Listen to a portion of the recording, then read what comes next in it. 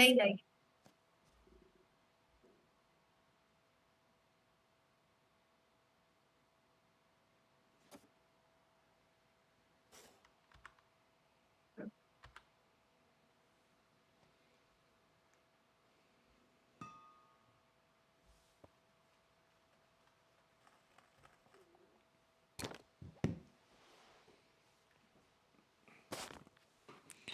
चलिए बच्चों शुरू करते हैं।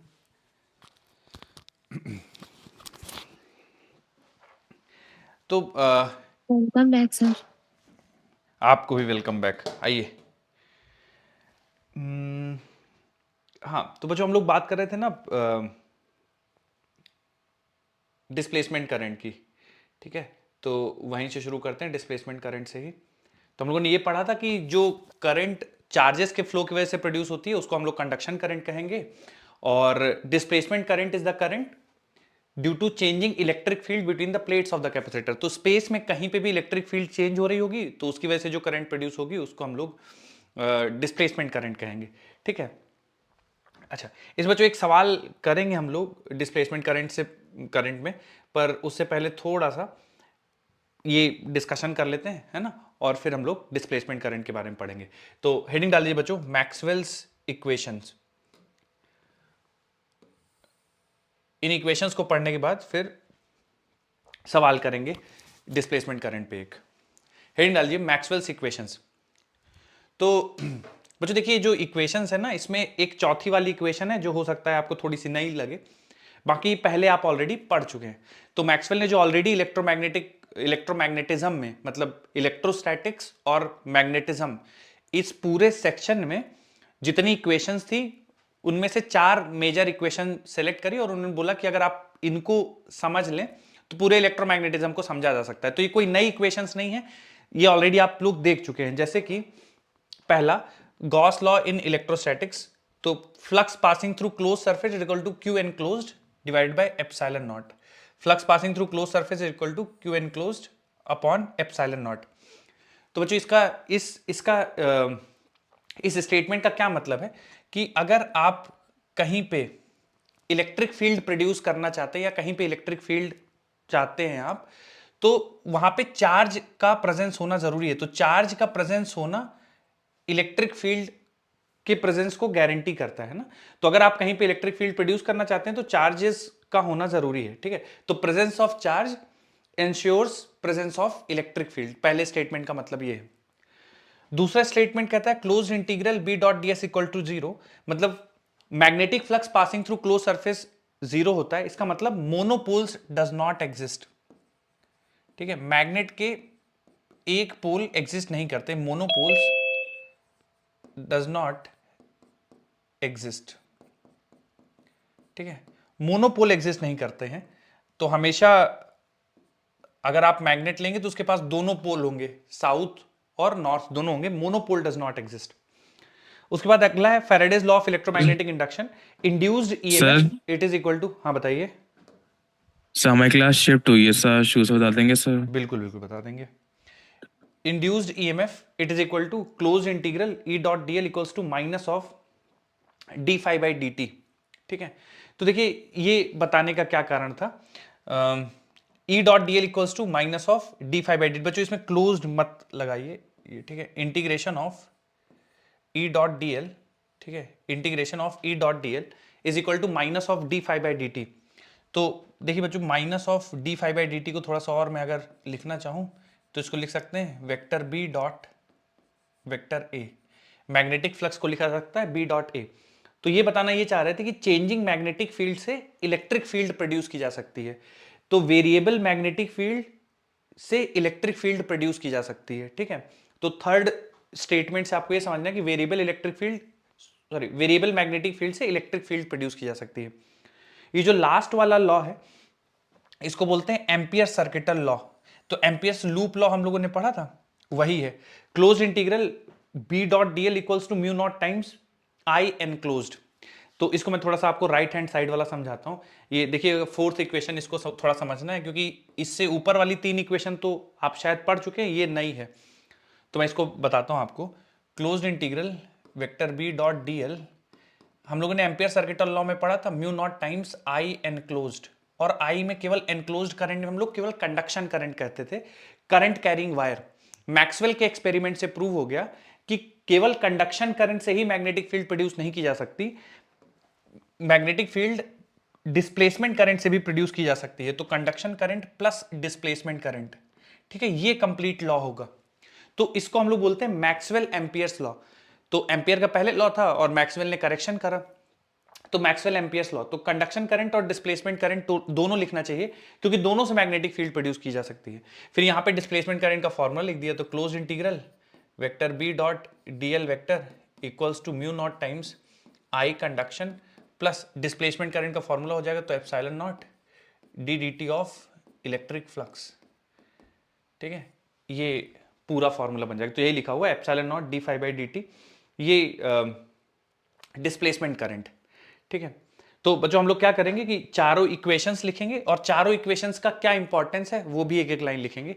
तो पहली इक्वेशन आप लिख लीजिए, Gauss law in electrostatics as it is, और इसका मतलब है presence of charge, presence of charge ensures electric field. मतलब अगर कहीं जगह कहीं पे स्पेस में चार्ज प्रेजेंट है तो उसके चारों तरफ इलेक्ट्रिक फील्ड की प्रेजेंस होगी। तो presence of charge ensures presence of electric field. फिर दूसरा स्टेटमेंट ऐसे लिखिएगा, गॉस लॉ इन मैग्नेटिज्म, और इसका रेफरेंस मतलब इसका मीनिंग ये होगा कि मतलब इसका इंपॉर्टेंस ये है कि ये स्टेटमेंट बताता है कि मैग्नेट के मोनोपोल एग्जिस्ट नहीं करते हैं, ठीक है। जो तीसरा स्टेटमेंट है इसका मैं बता देता हूं आपको। तीसरा स्टेटमेंट का मतलब है variable magnetic field, variable magnetic field produces electric field. तो variable magnetic field electric field produce कर सकती है। तो केवल चार्जेस से ही आप इलेक्ट्रिक फील्ड प्रोड्यूस नहीं कर सकते हैं, अगर वेरिएबल मैग्नेटिक फील्ड लगाएंगे तो भी इलेक्ट्रिक फील्ड प्रोड्यूस हो जाएगी। तो variable electric field produces magnetic field. और जो लास्ट में मैक्सवेल एम्पियर सर्किटल लॉ है, I conduction plus I displacement, इसका मतलब है देखिए बच्चों, D phi by D T यानी change of electric flux. Electric flux को हम लोग लिख सकते हैं E into A, vector E dot vector A. इसका क्या मतलब हुआ कि वेरिएबल इलेक्ट्रिक फील्ड से मैग्नेटिक फील्ड प्रोड्यूस की जा सकती है। तो इस स्टेटमेंट के लास्ट में आप लिख लीजिएगा, variable magnetic field, variable magnetic field produces electric field. तो तीसरे स्टेटमेंट का बिल्कुल उल्टा है चौथा statement, variable magnetic field produces, sir पर सॉरी आपने सॉरी, सेम लिख दिया। हाँ इसको उल्टा करना है, variable electric field produces magnetic field, variable electric field produces magnetic field, ठीक है। तीसरे स्टेटमेंट का बिल्कुल उल्टा, यहां पे variable magnetic field electric field produce कर रही थी, यहां पे variable electric field magnetic field produce करेगी। तो ये चार मैक्सवेल की इक्वेशंस हैं, और उन इक्वेशन से क्या पता चलता है वो है, ठीक है, कि presence of charge presence of electric field को इंश्योर करेगा। इसका मतलब है इस स्टेटमेंट की वजह से हम लोग कंक्लूड कर सकते हैं कि मोनोपोल एग्जिस्ट नहीं करते हैं। इस स्टेटमेंट से कंक्लूड कर सकते हैं कि variable magnetic field electric field को प्रोड्यूस कर सकती है, और लास्ट वाले स्टेटमेंट से कंक्लूड कर सकते हैं कि variable electric field magnetic field को प्रोड्यूस कर सकती है। और जो लास्ट वाले दो स्टेटमेंट हैं, यही वजह है जिस वजह से इलेक्ट्रोमैग्नेटिक वेव वैक्यूम में मूव कर पाती है, प्रोपगेट कर पाती है।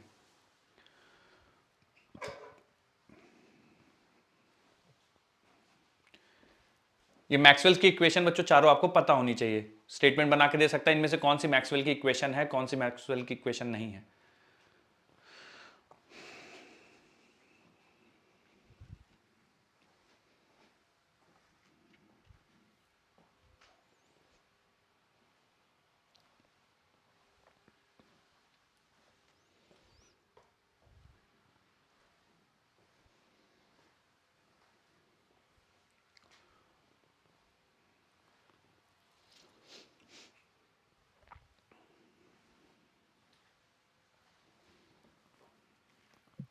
Done sir.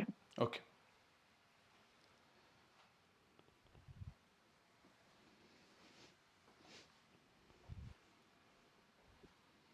Done sir. ठीक,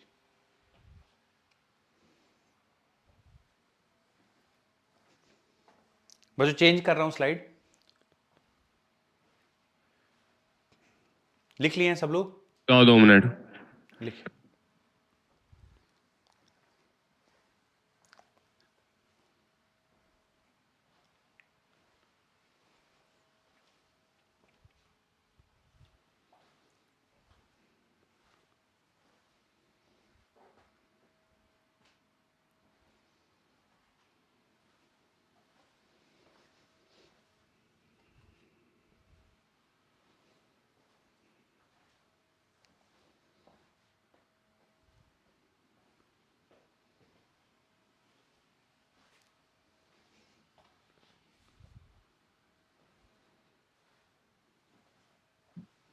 हो गया सर।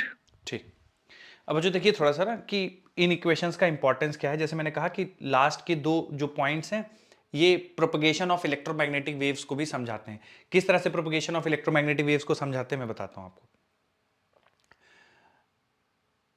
कहीं पे मान लीजिए कि ऑसिलेटिंग चार्ज पार्टिकल है, तो इलेक्ट्रोमैग्नेटिक वेव का सोर्स पूछा जाए तो एक्सिलेटिंग चार्ज पार्टिकल या फिर ऑसिलेटिंग चार्ज पार्टिकल, दोनों का सेम ही है, दोनों से इलेक्ट्रोमैग्नेटिक वेव्स प्रोड्यूस होंगी, क्योंकि जो चार्ज पार्टिकल ऑसिलेट करेगा वो एक्चुअली एक्सिलेटेड मोशन ही कर रहा है। तो एक्सिलेटिंग चार्ज पार्टिकल या ऑसिलेटिंग चार्ज पार्टिकल दोनों से ही इलेक्ट्रोमैग्नेटिक वेव प्रोड्यूस होंगी। तो मान लीजिए कहीं पे स्पेस में ये चार्ज पार्टिकल ऑसिलेट कर रहा है, तो ये ऑसिलेटिंग चार्ज पार्टिकल उस पॉइंट पे या उस स्पेस में वहां पे वेरिएबल इलेक्ट्रिक फील्ड प्रोड्यूस करेगा, ठीक है। और वेरिएबल इलेक्ट्रिक फील्ड मान लीजिए स्पेस में लगातार वेरिएबल इलेक्ट्रिक फील्ड कुछ इस तरह से प्रोड्यूस हो रहे हैं, ठीक है।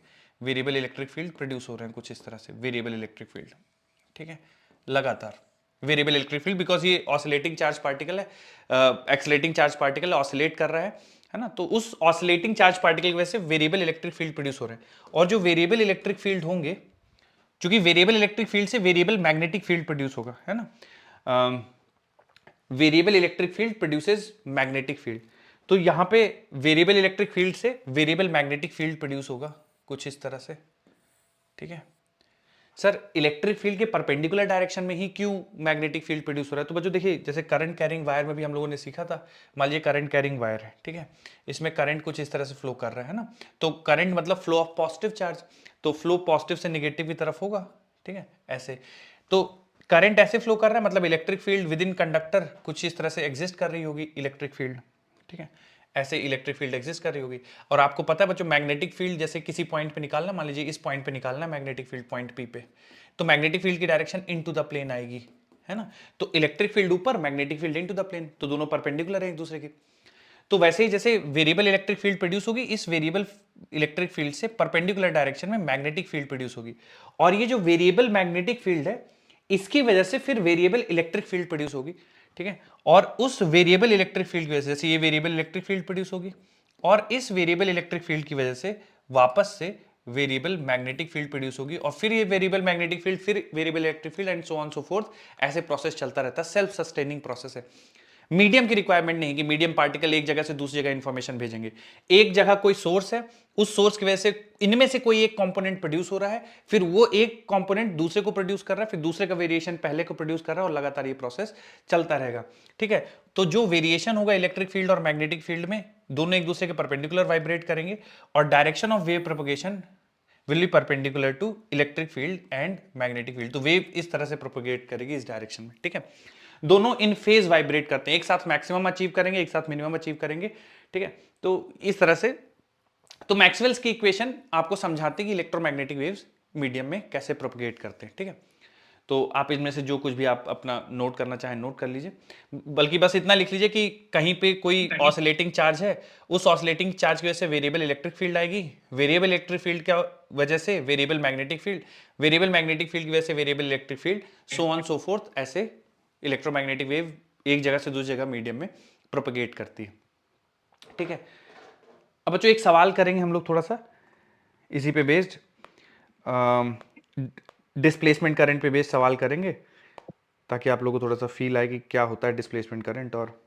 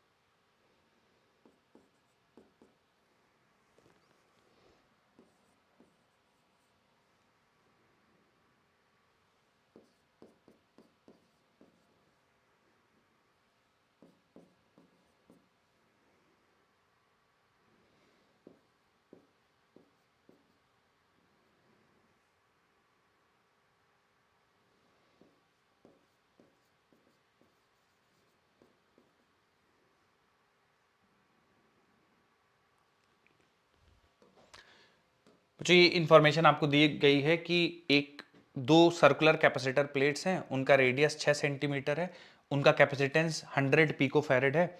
एक सोर्स से कनेक्ट किया गया है जिसकी आरएमएस वैल्यू 230 वोल्ट है, वीआरएमएस 230 है, और जो ओमेगा की वैल्यू है 300 रेडियन पर सेकेंड है। बच्चों आप मतलब पूरा कैलकुलेशन देखिए अजीब सा बनेगा, ठीक है, तो आप यूज़ कर सकते हैं कैलकुलेशन के लिए, कुछ डिवाइस यूज़ करना चाहें। मैं आप लोग मुझे बता दीजिए जल्दी से कि आरएमएस वैल्यू ऑफ करंट कितनी होगी, ठीक है, जो कंडक्शन करंट फ्लो कर रहा होगा उसकी आरएमएस वैल्यू कितनी होगी कंडक्शन करंट की, ठीक है।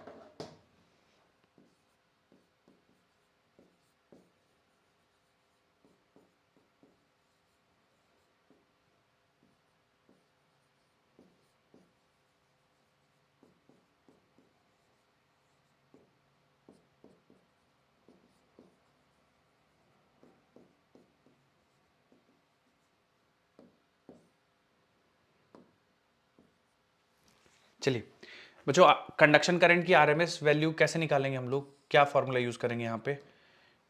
300 रेडियन पर सेकेंड, 230 वोल्ट का सोर्स लगा दिया है, 100 पिको फैरेड कैपेसिटेंस है, VRMS by XC।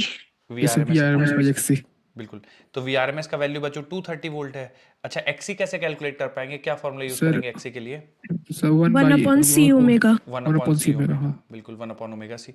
तो यहाँ पे आप 1 अपॉन सी ओमेगा या 1 अपॉन ओमेगा सी रख देंगे बच्चों। तो 230 इंटू कैपेसिटेंस आपका है 100 पिको फैरेड। बच्चों पिको का वैसे क्या मतलब होता है, हम लोग ने 10 किया to नहीं। the power minus 12। 10 की पावर -12। बिल्कुल 10 के पावर -12, ठीक है बच्चों, ये रहेगा आपका पिको फैरेड, ठीक है। तो 23 इंटू 3 ये बच्चों हो जाएगा 69, और 1 2 3 4 5 5 पावर कम हो जाएंगे बच्चों इससे, तो 10 के पावर -7 आ जाएगा। तो ये आ जाएगा 6.9 इंटू 10 के पावर -6। बच्चों मैच कर रहा था क्या आप लोग का, एक बार बताइए तो। 6.9 इंटू 10 के पावर जी सर, -6 एम्पियर, सही है। ठीक है। अच्छा बच्चों, ये डिस्प्लेसमेंट करंट आपसे पूछा है, तो सर ये डिस्प्लेसमेंट करंट ये जो डिस्प्लेसमेंट करंट है, ये इसकी वैल्यू कितनी आएगी बच्चों, ये जो प्लेट्स के बीच में डिस्प्लेसमेंट करंट फ्लो कर रही होगी उसकी वैल्यू कितनी आएगी डिस्प्लेसमेंट करंट की। तो इसके बराबर ही आ जाएगी। इसके बराबर ही आ जाएगी, ठीक है। देखिए बच्चों, आप चाहें ना अगर तो आप कैलकुलेट कर सकते हैं ये वाला फॉर्मूला लगा के, epsilon naught D D T of electric flux, ठीक है, E इंटू ए, ये आप फॉर्मूला लगा के निकाल सकते हैं, ठीक है। तो पर आएगी वैल्यू इतनी ही, आप चाहेंगे ना तो आप पूरा कैलकुलेट करके निकाल सकते हैं, epsilon naught D E A by D T, आएगी वैल्यू बच्चों इतनी ही, 6.9 इंटू 10 के पावर -6। सर पर ये तो आरएमएस वैल्यू है। बिल्कुल आरएमएस वैल्यू है। अगर आप इसकी पीक वैल्यू निकालना चाहते हैं तो 6.9 को √2 से मल्टीप्लाई करना पड़ेगा। तो डिस्प्लेसमेंट करंट की भी जो पीक वैल्यू हो जाएगी वो 6.9 इंटू √2 हो जाएगी, ठीक है। तो आरएमएस की वैल्यू ये है, डिस्प्लेसमेंट के आरएमएस की वैल्यू ये है।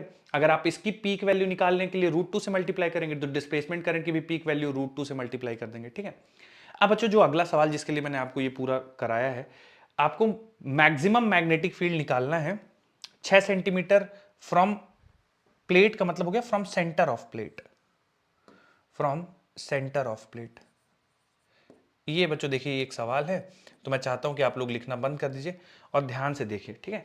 आपको इसको समझना पड़ेगा, फिर उसके बाद 3 सेंटीमीटर और 2 सेंटीमीटर वाला करेंगे हम लोग, ठीक है।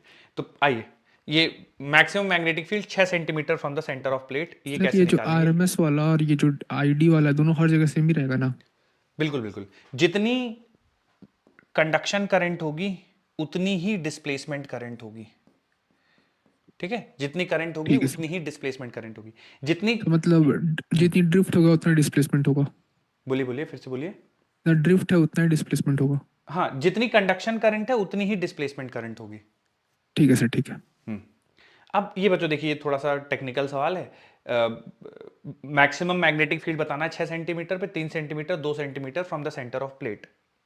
आइए तो बच्चों लिखना थोड़ी देर के लिए बंद कर दीजिए, इसको समझते हैं, क्योंकि अगला सवाल आप लोगों को करना होगा। एक मैं समझाऊंगा आपको, अगला सवाल आपको करना पड़ेगा। बच्चों ये कुछ इस तरह से 2 सर्कुलर प्लेट्स हैं, ठीक है, और ये प्लेट्स के सेंटर है, ठीक है, यहाँ पे वायर कनेक्टेड है, ठीक है। 6 सेंटीमीटर रेडियस है और प्लेट के सेंटर से 6 ही सेंटीमीटर दूर आपसे, प्लेट के रेडियस से 6 ही सेंटीमीटर दूर आपसे मैग्नेटिक फील्ड की वैल्यू पूछ दी गई है। प्लेट का रेडियस भी 6 सेंटीमीटर और यहाँ पे मान लीजिए कोई पॉइंट ए है, यहाँ पे स्ट्रेंथ ऑफ मैग्नेटिक फील्ड पूछ लिया गया है। कैसे निकालेंगे सर, क्या फॉर्मूला यूज करेंगे? तो हम लोगों ने कहा कि यार ना एक काम करते हैं, एम्पियर सर्किटल लॉ यूज करते हैं। तो एम्पियर सर्किटल लॉ कहता है close integral vector B dot D L vector equals to mu naught times I enclosed, तो I conduction plus I displacement. बच्चों मुझे बता दीजिए, पॉइंट ए पे मुझे मैग्नेटिक फील्ड निकालना है, तो इनमें से कौन से करंट को कंसीडर करना चाहिए? दोनों को कंसीडर करना चाहिए। आई डिस्प्लेसमेंट को सर, आई डिस्प्लेसमेंट होगा सर, क्योंकि आई कंडक्शन का वैल्यू कितना होगा वहां पे? जीरो सर, जीरो हो जीरो हो जाएगा। जाएगा। ठीक है, तो आई डिस्प्लेसमेंट कंसीडर करेंगे, ठीक है। तो कहीं से अगर हमें ये पता चल जाए कि आई डिस्प्लेसमेंट की वैल्यू कितनी है, ठीक है, तो सवाल सॉल्व हो जाएगा। पर सर ये जो close integral B dot D L है, इसके लिए तो आपको पहले लूप कंसीडर करना पड़ेगा। मैंने कहा बात तो सही है, लूप कंसीडर करना पड़ेगा। अब देखिए, जो जैसे इधर से करंट आ रही है कंडक्शन करंट, ठीक है, और इधर से कंडक्शन करंट जा रही है, बीच में यही करंट का फॉर्म कन्वर्ट हो जाता है डिस्प्लेसमेंट करंट के फॉर्म में, ठीक है, तो ये डिस्प्लेसमेंट करंट है। अब मुझे लूप कंसीडर करना पड़ेगा, ठीक है, तो हम लोग लूप कुछ इस तरह से कंसीडर करेंगे, ये लूप है, ठीक है, ये लूप है ना, ये आपका लूप है, ठीक है। तो ये लूप पॉइंट ए से पास कर रहा है और सेंटर के सिमेट्रिक लूप है, ठीक है, ये सेंटर है आपका, इसके सिमेट्रिक लूप है, ठीक है, ये सेंटर है, centre of left plate, centre of right plate, और उसी के सिमेट्रिक ये लूप है, ठीक है। तो आपको मैग्नेटिक फील्ड निकालना है, तो अब हम लिखेंगे mod of close integral mod of D L into mu naught times I displacement, ठीक है। चूंकि मॉड बी हमें वैल्यू निकालना है, मॉड बी बाहर ले आइए, क्लोज इंटीग्रल बचेगा डी एल बराबर mu naught times I displacement. Close integral D L का मतलब इस लूप की लेंथ, तो इस लूप की लेंथ हो जाएगी बच्चों 2 पाई आर। आर मतलब देखिए, जितना इस प्लेट का रेडियस है उतना ही लूप का रेडियस है, क्योंकि एकदम सेंटर से 6 सेंटीमीटर दूर पे निकाल रहे हैं, तो रेडियस हो जाएगा, और mu naught times I displacement, ठीक है। जो मैग्नेटिक फील्ड की वैल्यू हो जाएगी, मैग्नेटिक फील्ड मैक्सिमम, ये हो जाएगा mu not I displacement maximum, मतलब आपको डिस्प्लेसमेंट करंट का एम्पलीट्यूड रखना पड़ेगा, डिवाइडेड बाय 2 पाई आर, ठीक है। पर जो पूरा कैलकुलेशन आप चाहें तो आप कर लीजिएगा, देखिए सब कुछ पता है, आई डिस्प्लेसमेंट का मैक्सिमम वैल्यू पता है, 2 पाई पता है, रेडियस पता है, 6 सेंटीमीटर दूर निकालना है, तो आप सारी वैल्यू सब्स्टिट्यूट करके आंसर निकाल लीजिएगा, ठीक है। तो ये 6 सेंटीमीटर दूर सेंटर से मैग्नेटिक फील्ड की वैल्यू ये होगी, ओके, ठीक है। पर जो इसमें किसी को कुछ डाउट हो तो आप बिल्कुल बेझिझक पूछ सकते हैं। अब अगला सवाल का जो हिस्सा है वो कह रहा है 6 सेंटीमीटर दूर नहीं निकालना है। अब सेंटर से आई डिस्प्लेसमेंट हमें ऑलरेडी पता होगा ना, बिल्कुल आई डिस्प्लेसमेंट ये हम लोगों ने निकाला है, देखिए आई डिस्प्लेसमेंट का पीक वैल्यू, आई डिस्प्लेसमेंट का मैक्सिमम वैल्यू हो जाएगा, आई डिस्प्लेसमेंट का मैक्सिमम वैल्यू हो जाएगा, ये जो आपने निकाला आई आर एम एस, इसमें √2 से मल्टीप्लाई कर देंगे, ठीक है, तो वैल्यू सब्स्टिट्यूट कर देंगे, सब पता है हमें, सब्स्टिट्यूट कर देंगे, आंसर आ जाएगा। तो ये काफी हद तक सिंपल सा कैलकुलेशन था, ठीक है। अब अगला जो सवाल बोला गया है, अगला सवाल में बोला गया है कि आप 6 सेंटीमीटर दूर सेंटर से मत बताइए, आप सेंटर से 3 सेंटीमीटर दूरी पे बता दीजिए कितना मैग्नेटिक फील्ड का वैल्यू होगा। बच्चों ध्यान से देखिएगा, ये थोड़ा सा सवाल आपको समझना पड़ेगा, एक बार समझ जाएंगे तो फिर 2 सेंटीमीटर वाला मैं आपको करने के लिए दूंगा, ठीक है। तो यहां पे जो प्लेट्स का रेडियस है वो 6 सेंटीमीटर है, यहां से यहां तक की दूरी 6 सेंटीमीटर प्लेट्स की, ठीक है, ये 6 सेंटीमीटर है। और इन्होंने सवाल दे रखा है कि सेंटर ऑफ प्लेट से 3 सेंटीमीटर दूर कोई पॉइंट है, यहां पे कोई पॉइंट P है जो कि सेंटर से 3 सेंटीमीटर दूर है, यहां पे स्ट्रेंथ ऑफ मैग्नेटिक फील्ड बतानी है। देखिए बच्चों सवाल जरा ध्यान से, ठीक है, strength of magnetic field point P पे बतानी है। तो एक बार फिर से हम लोग यूज करेंगे अपना law, close integral B dot dl equals to mu naught times I conduction plus I displacement. एक बार फिर से कंडक्शन करंट 0 होगी पॉइंट P के लिए, तो केवल I डिस्प्लेसमेंट लिखा जाएगा, ठीक है। फिर से एक बार B बाहर आ जाएगा, क्लोज इंटीग्रल dl की वैल्यू हो जाएगी 2 पाई इंटू स्मॉल r, तो 3 सेंटीमीटर बचो तो मैं 3 डिवाइडेड बाई 100 लिख देता हूं। यहां तक समझ में आ गया है आपको सबको ना, क्लियर है ना, ये किसी को डाउट तो नहीं है। देखिए क्लोज इंटीग्रल dl, तो एक्चुअली लूप जो कंसीडर करूंगा ना मैं, क्योंकि यहाँ 3 सेंटीमीटर पे निकालना है तो लूप कुछ इस तरह से कंसीडर कर लूंगा, 3 सेंटीमीटर दूर निकालना है तो कुछ इस तरह से कंसीडर कर लेंगे, ठीक है। 3 सेंटीमीटर दूर निकालना है तो कुछ लूप इस तरह से कंसीडर करेंगे, तो जो लूप लेंथ हो जाएगा वो 2 पाई 3 सेंटीमीटर, क्योंकि लूप ऐसा है तो 3 सेंटीमीटर। सर इतना ही लूप क्यों कंसीडर किए हैं, इस बार ऐसा लूप क्यों नहीं कंसीडर किया कि 6 सेंटीमीटर लूप वाला, क्यों बच्चों 6 सेंटीमीटर का लूप क्यों नहीं कंसीडर किया गया है, बताइए। क्योंकि जो एक 3 सेंटीमीटर वाला है ना, उसके अकॉर्डिंग करना पड़ेगा। बिल्कुल, देखिए हमारा जो पॉइंट है पिछली बार 6 सेंटीमीटर दूर था सेंटर से, तो लूप कंसीडर किया जो पॉइंट से पास होगा। इस बार 3 ही सेंटीमीटर दूर है पॉइंट सेंटर से, तो हमें ऐसा लूप कंसीडर करना पड़ेगा जो पॉइंट से पास हो, उसका रेडियस 3 सेंटीमीटर होगा, इसलिए 3 सेंटीमीटर का लूप कंसीडर किया है, ठीक है। अब आइए राइट हैंड साइड। बच्चों अगर लिख रहे हैं तो बिल्कुल लिखना बंद कर दीजिए, बोर्ड पे रखिए पूरा फोकस। आई डिस्प्लेसमेंट, देखिए बच्चों इस बार जो डिस्प्लेसमेंट करंट होगी जिसकी वजह से मैग्नेटिक फील्ड आएगी, तो देखिए वैसे तो डिस्प्लेसमेंट करंट पूरा यहां से यहां तक ऐसे फ्लो कर रहा है, ठीक है, ये डिस्प्लेसमेंट करंट है पूरा। पर बच्चों जो पॉइंट P पे मैग्नेटिक फील्ड होगी वो पूरे डिस्प्लेसमेंट करंट की वजह से होगी, या डिस्प्लेसमेंट करंट का मतलब पूरे डिस्प्लेसमेंट करंट की वजह से होगी, डिस्प्लेसमेंट करंट के कुछ हिस्से की वजह से पॉइंट P पे मैग्नेटिक फील्ड होगी, बताइए। कुछ हिस्से की वजह से होगी सर, कुछ हिस्से कुछ हिस्से की वजह से। कारण क्या है कि देखिए जब यहां पे पॉइंट था ना और आपने लूप कंसीडर किया था, तो ये पूरा डिस्प्लेसमेंट करंट इस लूप से पास हो रहा था। यहां पे जब पॉइंट P कंसीडर करेंगे तो इतना हिस्सा एक्चुअल में लूप से जा ही नहीं रहा है, तो उसकी वजह से मैग्नेटिक फील्ड पॉइंट P पे आएगी ही नहीं। तो हमें यह कैलकुलेट करना पड़ेगा कि इतने हिस्से के लिए डिस्प्लेसमेंट करंट क्या होगा जो कि रेस्पॉन्सिबल है यहां पे मैग्नेटिक फील्ड प्रोड्यूस करने के लिए। अच्छा सर कैसे किया जाए, तो फिर हम लोग अब यूज करेंगे डिस्प्लेसमेंट करंट का फॉर्मूला। तो देखिए बच्चों डिस्प्लेसमेंट करंट बराबर होता है epsilon not into D D T of electric flux. Electric flux होता है E इंटू ए, ठीक है। Electric field strength into area, कौन सा एरिया जिससे फ्लक्स पास हो रहा है। तो बच्चों मुझे थोड़ा सा बताएंगे क्या, जैसे यहाँ पे मुझे एरिया लिखना है तो एरिया कितना लिखना पड़ेगा, कितने एरिया से इलेक्ट्रिक फ्लक्स पास हो रहा है, E इंटू ये एरिया है जिससे इलेक्ट्रिक फ्लक्स पास हो रहा है, ठीक है।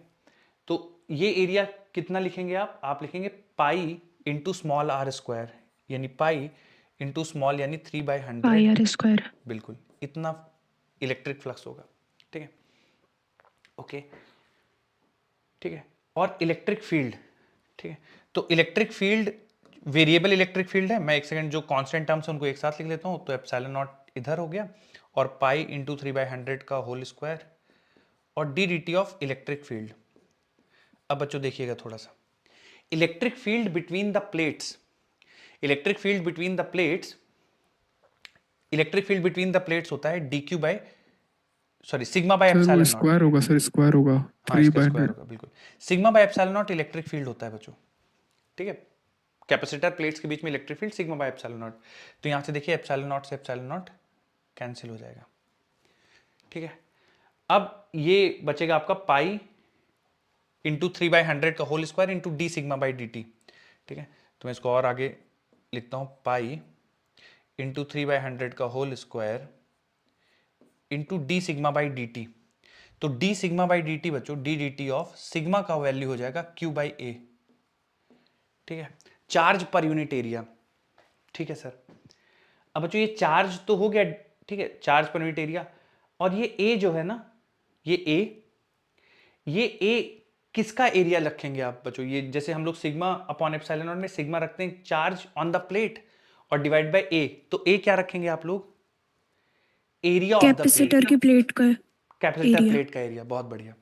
तो जब बच्चों आप यहाँ पे Total area, capacitor sir. Plate का एरिया रखेंगे ना, तो देखिए कैपेसिटर प्लेट का एरिया रखेंगे तो एक लाइन और मैं इधर लिखता हूँ, पाई इंटू 3/100 का whole square into D Q by D T. बच्चों यहाँ पे जो एरिया है वो एरिया आएगा, चूंकि एरिया कांस्टेंट है बाहर आ जाएगा, और एरिया रखेंगे आप पाई 6/100 का होल स्क्वायर। तो यहाँ से पाई कैंसिल होगा और ये 3/100 डिवाइड बाई 6/100 का होल स्क्वायर, तो एक्चुअली 3/6 का होल स्क्वायर लिखा हुआ है। तो देखिए जो आई डिस्प्लेसमेंट बचेगा ये वाला आई डिस्प्लेसमेंट का वैल्यू आ जाएगा 3/6 का होल स्क्वायर, यानी 1/4 of D Q by D T. 1/4 of D Q by D T. अब ये D Q by D T क्या है? Rate of flow of charge जो इस वायर से फ्लो हो रहा था, यानी कंडक्शन करंट। ठीक है, तो 1/4 ऑफ कंडक्शन करंट। ठीक है, तो पहले बच्चों जो इस वाले सवाल में आप कर रहे थे ना, ये डिस्प्लेसमेंट करंट, जब आप यहां पे मैग्नेटिक फील्ड निकाल रहे थे तो ये डिस्प्लेसमेंट करंट ही पूरा का पूरा कंडक्शन करंट ही था। ठीक है, ये जो कंडक्शन करंट जो वैल्यू आया था यही पूरा का पूरा रख देंगे यहां पे, तो आपकी मैग्नेटिक फील्ड की पूरी वैल्यू आ जाएगी। लेकिन जब आप यहां पे पी पॉइंट पे निकालेंगे, है ना, पी पॉइंट पे मैग्नेटिक फील्ड की वैल्यू निकालेंगे, तो आप पूरा कंडक्शन करंट नहीं रखेंगे, 1/4 ऑफ कंडक्शन करंट रखेंगे। तो ये 1/4 ऑफ कंडक्शन करंट रखेंगे। ठीक है, और maximum value of magnetic field चाहिए तो कंडक्शन करंट की मैक्सिमम वैल्यू रख देंगे, 1/4 रखेंगे। ठीक है, और फिर इसको सिंप्लीफाई करेंगे, जो भी आपका आंसर आएगा वो आएगा। तो यहाँ से अगर आप स्ट्रेंथ ऑफ मैग्नेटिक फील्ड निकालना चाहते हैं तो मैं बच्चों ये 3/100 आप पूरी वैल्यू इधर ले आ जाइए, तो ये बन जाएगा आई सी म्यू नॉट, और ये आ जाएगा 4 यानी 8 पाई और 0.03। ठीक है, ये मैग्नेटिक फील्ड की वैल्यू आ जाएगी यहाँ पे पॉइंट पी पे। ठीक है, तो अब इसके लिए थोड़ा सा मैं आपको जनरल रिजल्ट बता देता हूँ कि अगर इस तरह के सवाल आएंगे कि जैसे 6 सेंटीमीटर अगर आपसे बिल्कुल एंड पे पूछ लिया, तो जो आप कंडक्शन करंट और डिस्प्लेसमेंट करंट की वैल्यू बराबर हो जाएगी अगर बिल्कुल एंड पे पूछ लिया। आधी दूरी पे पूछ दिया तो आपको कंडक्शन करंट का 1/4 रखना पड़ेगा, है ना, और तो उस ठीक है, तो 1/4 रखना पड़ेगा आपको कंडक्शन करंट का। और अगर 2 सेंटीमीटर पे पूछ दिया, है ना, यानी 1/3 पे पूछ दिया, जैसे अभी मैं आपसे 2 सेंटीमीटर पूछूंगा तो 1/3 पूछेंगे तो यहाँ पे कितना रख देंगे आप? फिर आधे पे पूछेंगे तो 1/4 रखेंगे, और 1/3 पूछ लिया, मान लीजिए 2 सेंटीमीटर पे पूछ लिया सेंटर से, तो आप यहाँ 1/9 ऑफ 1/9 ऑफ कंडक्शन करंट करेंगे। ठीक है, तो आप ये बच्चों लिख लीजिए, और मैं इसको आपको कंक्लूड करके इधर मैं लिख दूंगा कि कैसे आपको क्या रिलेशन याद रखना है। ठीक है, तो आप ये पहले लिख लीजिए। क्वेश्चन की फॉर्म में क्या क्या पहले आप, अच्छा ये वाला स्लाइड आपने नोट करा है क्या? ये वाला स्लाइड नहीं सर, बच्चों को नहीं किया सर। लिखिए। तो पहले आप IRMS का रिजल्ट नोट करिए, डिस्प्लेसमेंट करंट का रिजल्ट नोट करिए। अभी नहीं लिखा सर। लिखिए, ये दोनों लिख लीजिए। फिर मैक्सिमम करंट, मैक्सिमम बी निकालेंगे 6 सेंटीमीटर सेंटर से, फिर 3 सेंटीमीटर सेंटर से।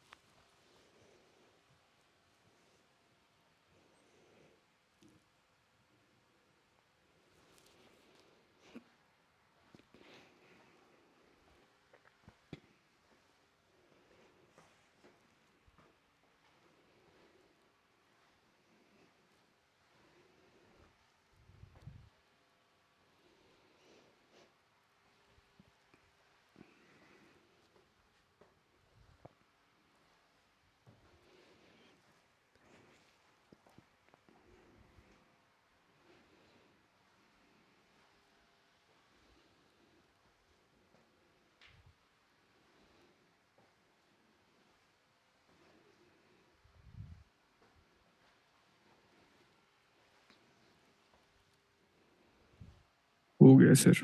ठीक, अब ये बच्चों है, ये 6 सेंटीमीटर दूर वाला ये एज इट इज नोट कर लीजिए पूरा discussion. Mu not I D maximum, और यहाँ पे जो कंडक्शन करंट है वो डिस्प्लेसमेंट करंट के, मतलब कंडक्शन जो डिस्प्लेसमेंट करंट है वो conduction current as it is रख देंगे। सर ये जो ड्राइव करके फॉर्मूला है ये ऐसे ही याद रख रहे हैं या फिर? ये वाला फॉर्मूला ये याद नहीं रखना है।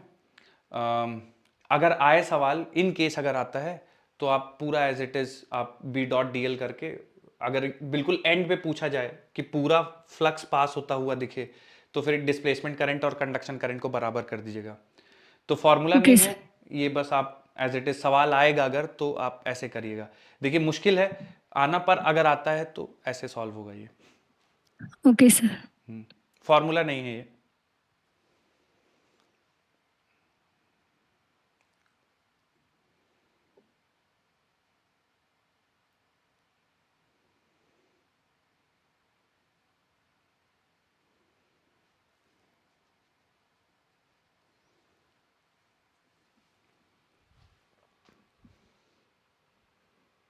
थोड़ा सा हल्का सा समझा देंगे ये आपने किस तरह, थोड़ा सा सर ने बुला लिया था सर मुझको थोड़ा सा कुछ काम से, तो अगर थोड़ा सा एक्सप्लेन कर दे। हाँ, ये वाला क्लियर आपको 6 सेंटीमीटर वाला? सर ये तो क्लियर हो गया था। ठीक है, 3 सेंटीमीटर वाला फिर से मैं एक्सप्लेन करता हूँ।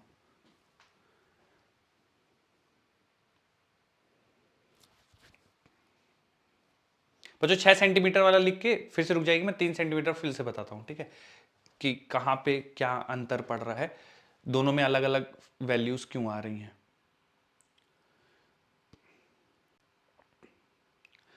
ठीक है, तो होपफुली आपने लिख लिया है, और मैं फिर से 3 सेंटीमीटर वाला आप लोगों को फिर से समझाता हूँ, जरा ध्यान से देखिएगा। तो जब 3 सेंटीमीटर के लिए कर रहे हैं बच्चों, तो हम लोग क्या करते हैं ना कि फिर से लॉ लिखेंगे हम लोग, है ना, कंडक्शन करंट 0 है तो उसको नहीं लिखना, केवल डिस्प्लेसमेंट करंट है। Close integral B dot DL, तो बी बाहर आ जाएगा, क्लोज इंटीग्रल डीएल की वैल्यू लिखनी पड़ेगी, और mu naught times I displacement लिखना पड़ेगा। ठीक है, तो हमें कहीं ना कहीं से डिस्प्लेसमेंट करंट की वैल्यू लानी पड़ेगी, तो डिस्प्लेसमेंट करंट लिख देंगे और सिंप्लीफाई कर लेंगे तो आंसर आ जाएगा। अच्छा, क्लोज इंटीग्रल डीएल की जो वैल्यू होगी वो होगी 2 पाई इंटू स्मॉल आर, जहां पे स्मॉल आर सेंटर से दूरी है। जैसे इस केस में 3 सेंटीमीटर है तो यहाँ पे 3/100 रख देंगे। ठीक है, तो बार बार 3/100 नहीं लिखना पड़े इसलिए मैं स्मॉल आर ही लिख दे रहा हूँ। ठीक है, और बराबर mu naught times I enclosed, I enclose में आई डिस्प्लेसमेंट लिखना है। ठीक है, तो डिस्प्लेसमेंट के बारे में सोचा गया कि डिस्प्लेसमेंट करंट कितना होगा।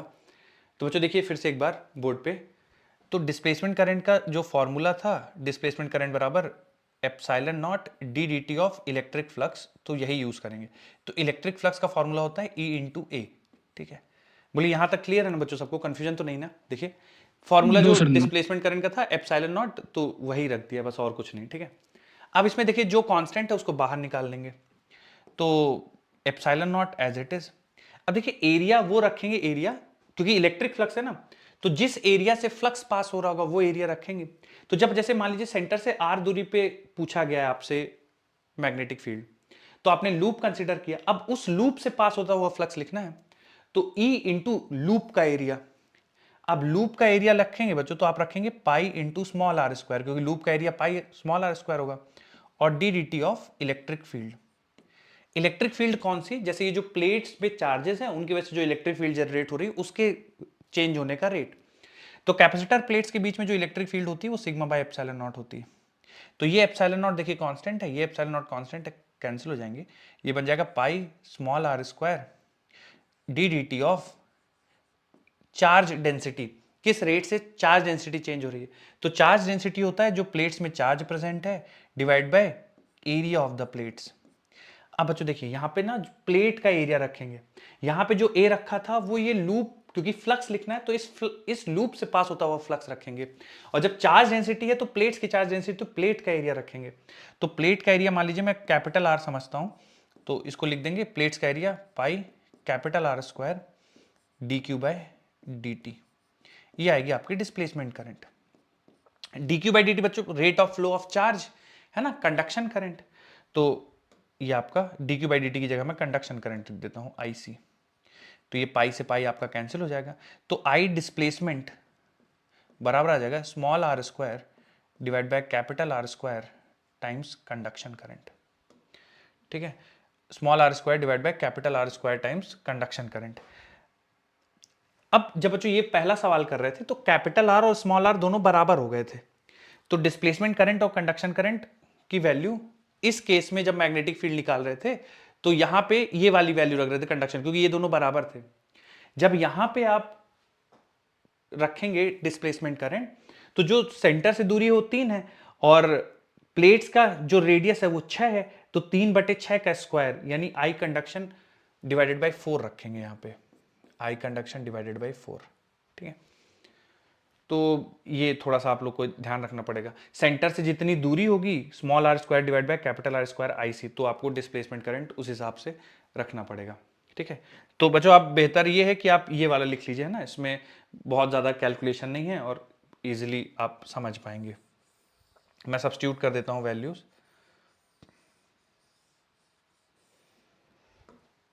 तो ये हो जाएगा small R square by capital R square, ये म्यू नॉट बराबर mu naught by 4 into conduction current. अब बी की वैल्यू निकालनी, सारी चीज इधर भेज दीजिए, तो mu naught upon 4 pi I conduction divide by 2r। ठीक है, और आपको maximum value of magnetic field निकालनी है तो यहाँ पे कंडक्शन करंट की मैक्सिमम वैल्यू रख दीजिएगा आप। जैसे हम लोगों ने आरएमएस निकाली है उसमें √2 से मल्टीप्लाई करके मैक्सिमम वैल्यू रख दीजिएगा तो आंसर आ जाएगा। ठीक है, अब बच्चों इसी का अगला हिस्सा मैंने आपसे पूछा है कि 3 सेंटीमीटर दूरी पे बताओ, तो ये वाला थोड़ा सा आप अटेम्प्ट करिए कि सेंटर से 2 सेंटीमीटर दूरी पे मैग्नेटिक फील्ड की वैल्यू कितनी होगी। तो in terms of small R ही बता दीजिए आप, जैसे ये मैंने स्मॉल आर के टर्म्स बताया तो यहाँ पे भी स्मॉल आर के टर्म्स में, नहीं तो सेम ही हो जाएगा। हाँ, जैसे ये स्मॉल आर बच्चों, जैसे यहाँ पे आप 3 सेंटीमीटर रख देंगे तो हमारा आंसर आ जाएगा ना स्मॉल आर। तो आप मुझे फॉर्मूला बताइए कि जैसे आर की 2 सेंटीमीटर वैल्यू रखने पे आंसर आ जाए, तो स्मॉल आर के टर्म्स में ही आप बता दीजिए। जैसे यहाँ पे अगर हम लोग मैग्नेटिक फील्ड की वैल्यू निकालना चाहेंगे तो mu naught upon 4 pi into I conduction divide by 0.03। तो वैसे ही 2 सेंटीमीटर पे अगर निकालना है तो मैग्नेटिक फील्ड की वैल्यू बताइए।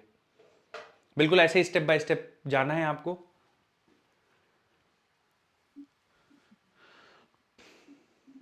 कोई चीज कहीं नहीं समझ में आए मुझसे पूछे, मैं फिर से बता दूंगा आपको।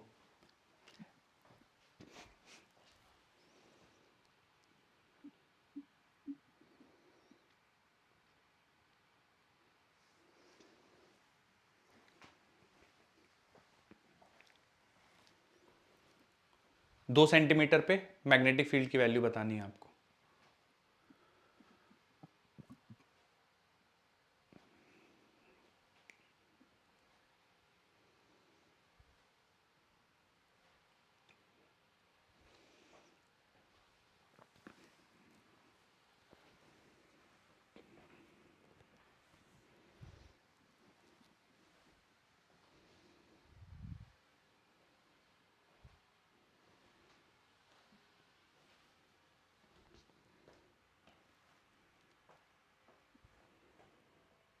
Mu naught IC by 18 pi are.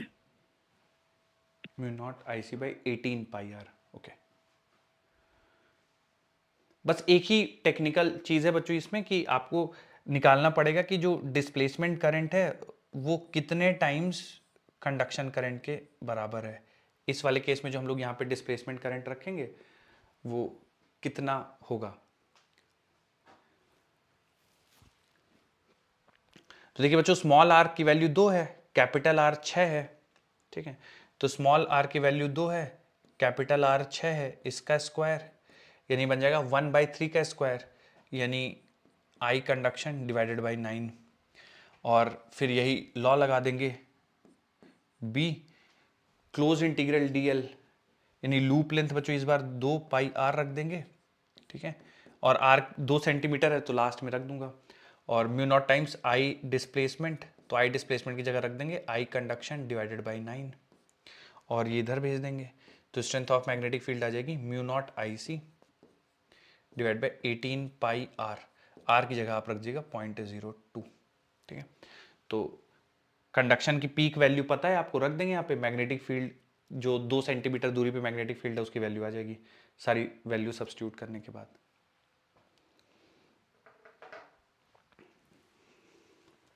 तो देखिए इसमें सवाल किस तरह से बनेंगे डिस्प्लेसमेंट करंट में। एक तो थ्योरेटिकल पूछ देगा कि विच of the following defines displacement current, variable magnetic field produces displacement current, variable electric field produces displacement current, ऐसे करके पूछ देगा।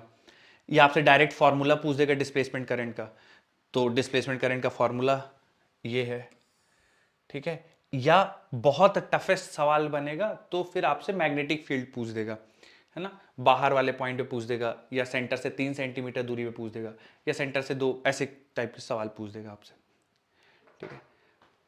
सर हाँ बोलिए, कुछ पूछना है। बोल बताइए बताइए।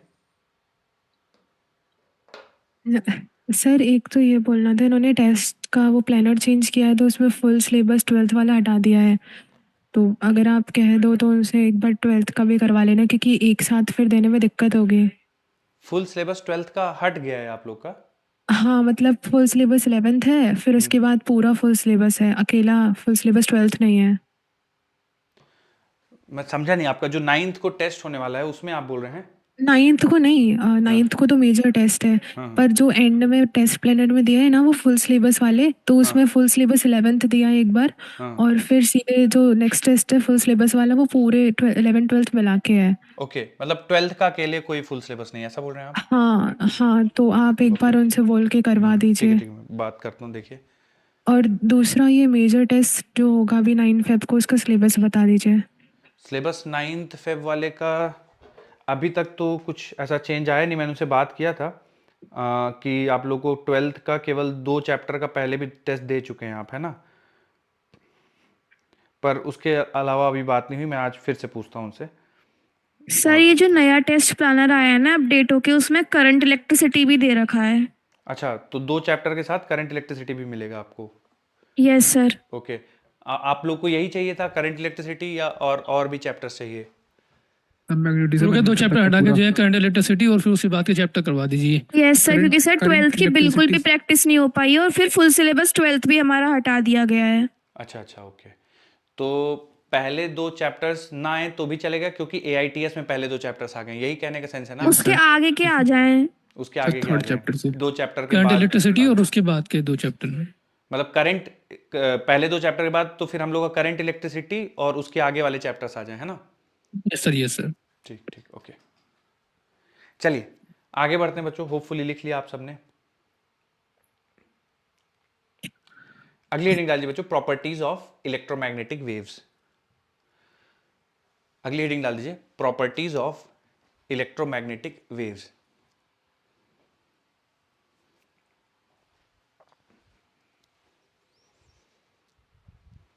Properties of electromagnetic waves.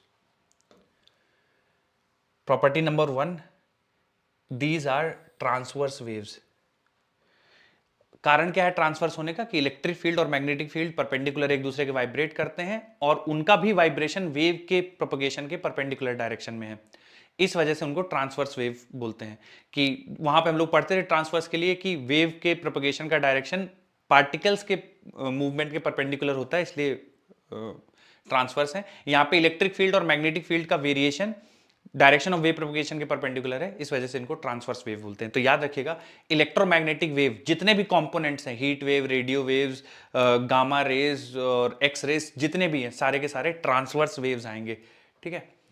उसके बाद ये बच्चों बहुत इंपॉर्टेंट रिलेशन है, मतलब अगर मुझे इस पूरे चैप्टर में से एक सवाल बनना होगा तो बहुत ज़्यादा चांसेस हैं कि वो इसी फॉर्मूले से बनेगा।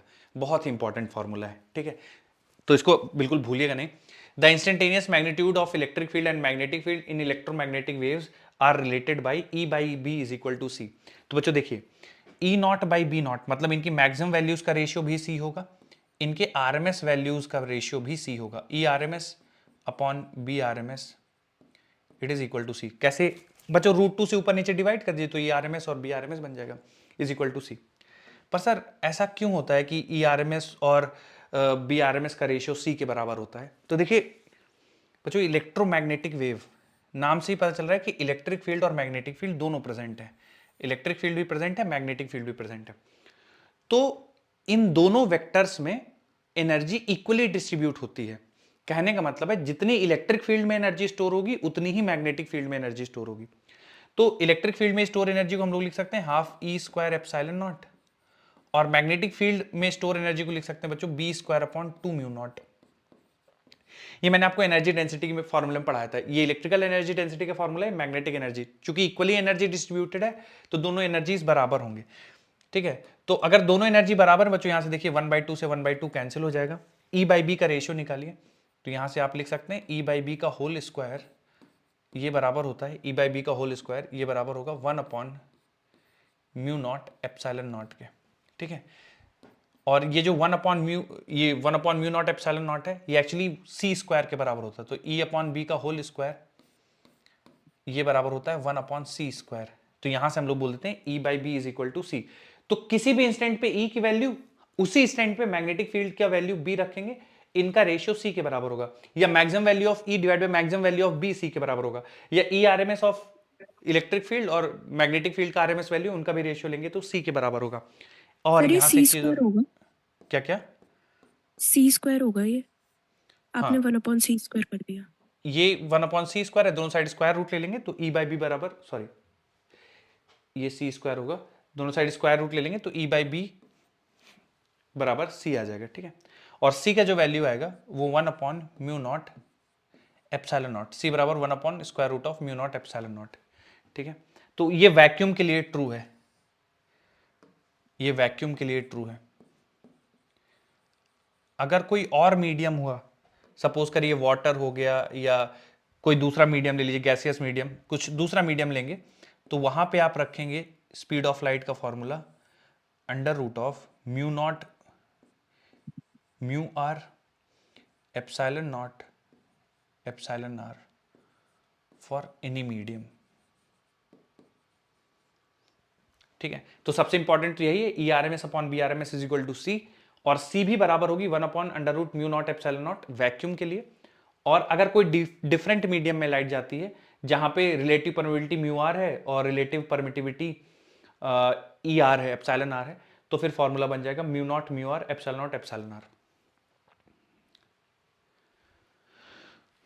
नोट कर लीजिए इसको।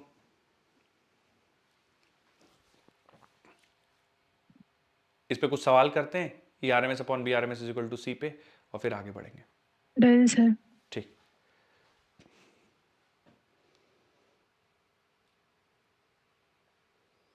अभी रुक जाइए। लिखिए लिखिए।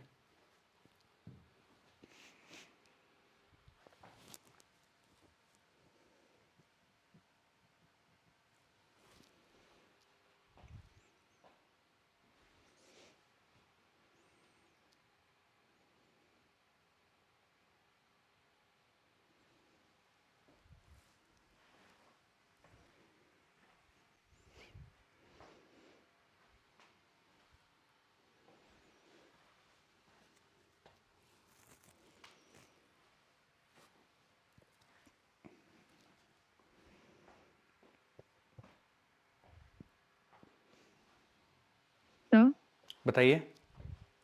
सर एक और बार बता दीजिए। देखिए, ये जो ई बाई बी का रेशियो ना सी के बराबर रहेगा, तो ये तो आपको रिजल्ट याद करने रखने ही है।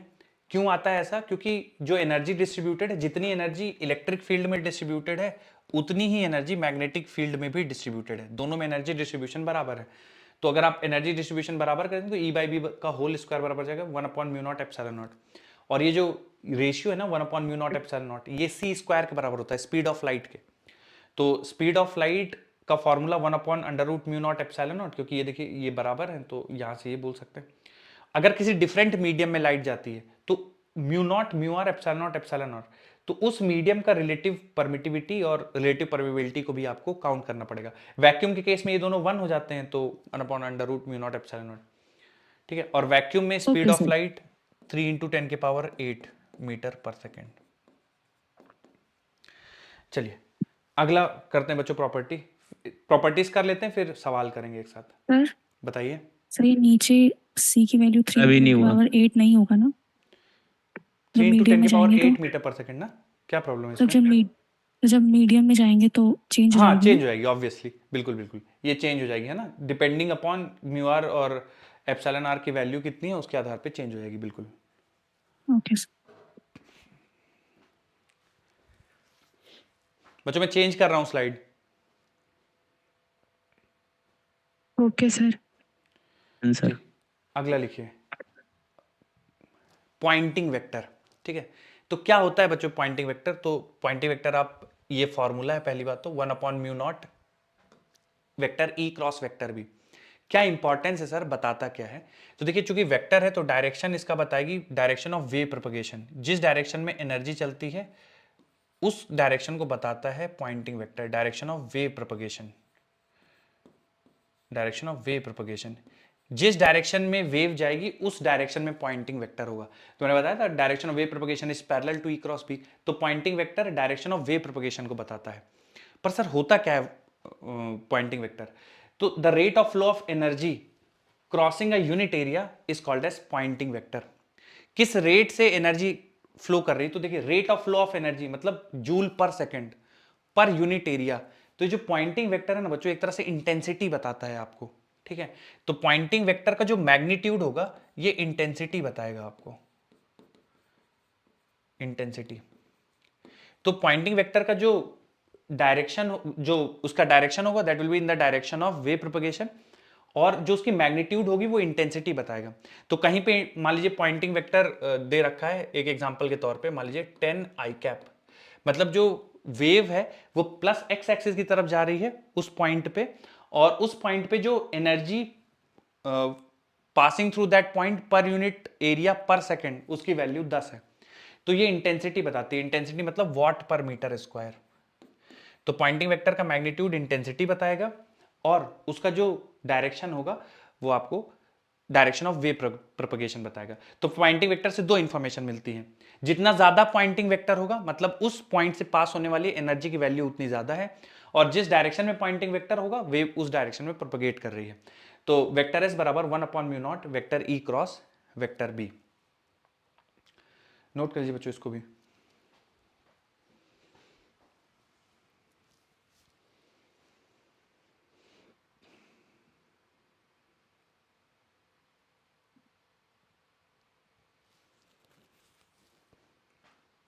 ठीक, अब ये जो अगला वाला पॉइंट बच्चों ये आपको बताता है कि अगर किसी सरफेस पे इंटेंसिटी गिर रही है, मान लीजिए सरफेस है, ठीक है, कुछ ऐसी सरफेस है मान लीजिए, और कुछ इसमें एस इंटेंसिटी, मैंने बताया आपको पॉइंटिंग वेक्टर इंटेंसिटी ही है। तो कई बार आपको सवाल में बोल देगा पॉइंटिंग वेक्टर की वैल्यू दे देगा या आपको बता देगा इंटेंसिटी। ठीक है, कि इतनी इंटेंसिटी की इलेक्ट्रोमैग्नेटिक वेव इस सरफेस पे गिर रही है, या इतने पॉइंटिंग वेक्टर की इलेक्ट्रोमैग्नेटिक वेव इस सरफेस पे गिर रही है। तो दो केसेस होंगे, या तो ये सरफेस जो है सरफेस परफेक्टली एब्जॉर्बिंग सरफेस होगी या परफेक्टली रिफ्लेक्टिंग सरफेस होगी। तो इस पे जो प्रेशर एक्सर्ट होगा that pressure will be equal to I by C. ठीक है, pressure exerted on this surface it will be equal to I by C, जहां पे आई इंटेंसिटी है या पॉइंटिंग वेक्टर है। अगर ये परफेक्टली एब्जॉर्बिंग सरफेस है, परफेक्टली एब्जॉर्बिंग सरफेस है, और प्रेशर एक्सर्टेड बाय रेडिएशन ये बराबर हो जाएगा 2I/c for perfectly reflecting surface. अगर सरफेस परफेक्टली रिफ्लेक्टिंग है तो 2I/c होगा। ठीक है, तो अगर किसी सरफेस पे इंटेंसिटी गिर रही है, परफेक्टली एब्जॉर्बिंग सरफेस है तो I/c, परफेक्टली रिफ्लेक्टिंग सरफेस है तो 2I/c। ये प्रेशर एक्सर्टेड ऑन सरफेस होगा। तो ये जो नीचे आपकी लाइनें लिखी हुई बच्चों यही बताने की कोशिश कर रहा है, मैं पढ़ देता हूं। Electromagnetic waves carry momentum. कैसे पता चल रहा है सर मोमेंटम कैरी करते हैं? क्योंकि photons h by lambda momentum, ठीक है, तो carry momentum, hence exert pressure on surface which is known as radiation pressure for an electromagnetic wave with Poynting vector S incident upon a perfectly absorbing surface. तो perfectly absorbing surface है तो I/c या S/c, S और I का meaning same है, Poynting vector intensity बताता है तो I/c। और अगर परफेक्टली रिफ्लेक्टिंग सरफेस है तो प्रेशर 2I/c। ठीक है, तो नोट कर लीजिए इसको बच्चों, एज इट इज पूरा मत लिखिएगा, अपने लैंग्वेज में लिख लीजिए डायग्राम ड्रॉ करके। तो पॉइंटिंग वेक्टर का फॉर्मूला और प्रेशर एक्सर्टेड बाय रेडिएशन लिख लीजिए, नोट कर लीजिए दोनों।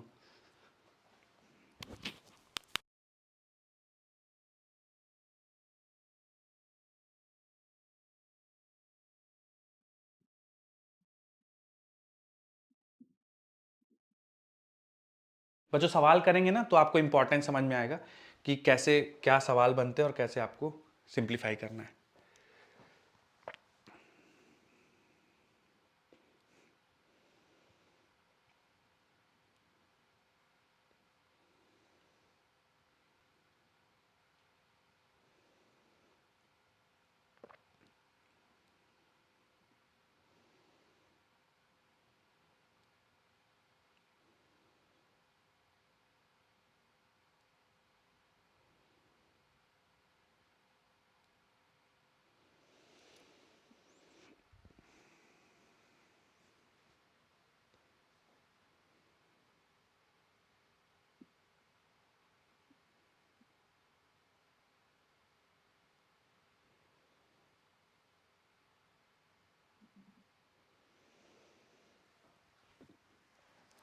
सर बताइए।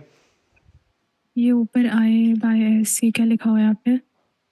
ये intensity upon speed of light और ये भी intensity upon speed of light है। तो इंटेंसिटी को एस से डिनोट कर दीजिए, यानी पॉइंटिंग वेक्टर बोल दो या इंटेंसिटी बोल दो, बात एक ही है। तो कुछ हो सकता है सवालों में पॉइंटिंग वेक्टर लिखा हो या कुछ सवालों में इंटेंसिटी, ज़्यादातर सवालों में आपको इंटेंसिटी देखने को मिलेगा।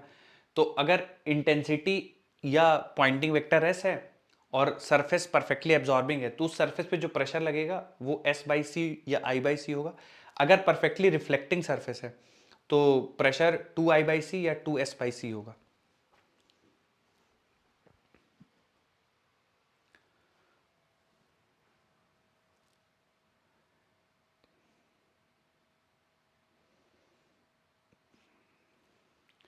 लिख लिया क्या बच्चों?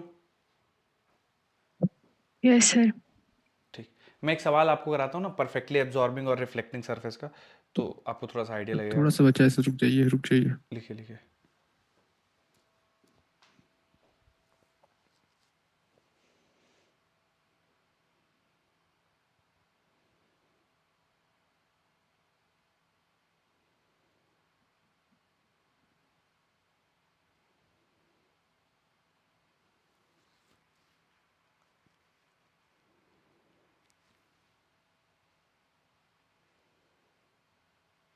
हो गया सर।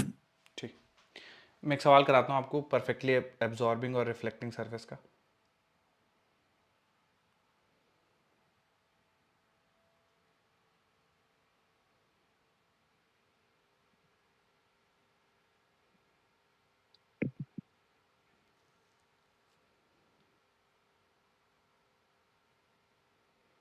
मुझे देखिए, थोड़ा सवाल करिए।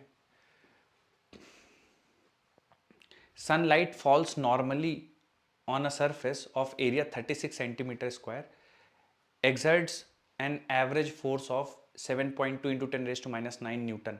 तो देखिए फोर्स दिया हुआ है बच्चों और एरिया दिया हुआ है, तो आप प्रेशर के बारे में सोच सकते हैं, यहाँ से प्रेशर आ जाएगा।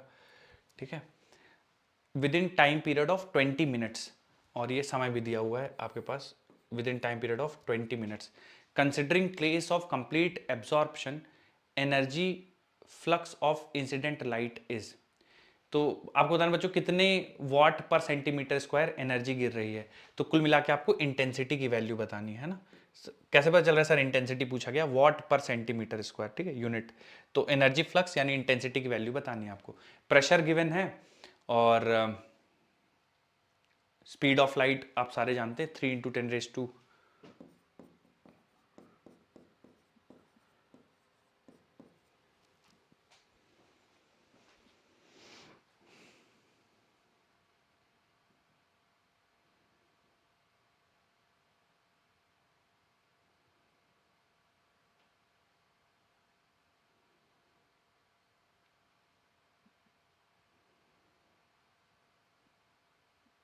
Six into 10 to the power -2, 10 to the power 2 आ रहा है sir. 6 into 10 raise to 2।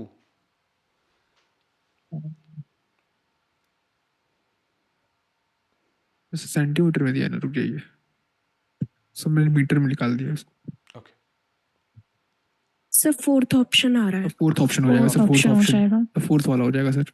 Okay, तो मीटर में निकाल दिए थे सर, ऑप्शन नहीं देखे थे सर। फोर्थ ऑप्शन हो जाएगा, फोर्थ वाला होगा सर। ठीक।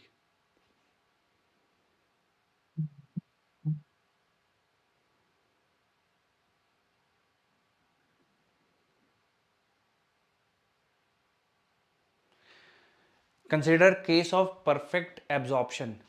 तो परफेक्ट एब्जॉर्प्शन केस में जो प्रेशर की वैल्यू होती है वो I P by is equal to C. है ना। तो इंटेंसिटी Yes, sir. पूछा गया है तो आप इंटेंसिटी बराबर निकाल देंगे प्रेशर इंटू C। ठीक है, तो प्रेशर कितना एग्जर्ट कर रहा है 7.2 इंटू 10 के power So minus force 9, upon area हो जाएगा. 7.2 इंटू 10 रेज टू माइनस 9, और एरिया है बच्चों 36 सेंटीमीटर स्क्वायर। ठीक है, तो 36, इसको सेंटीमीटर स्क्वायर में ही रहने देते हैं क्योंकि ऑप्शन भी वॉट पर सेंटीमीटर स्क्वायर में ही है।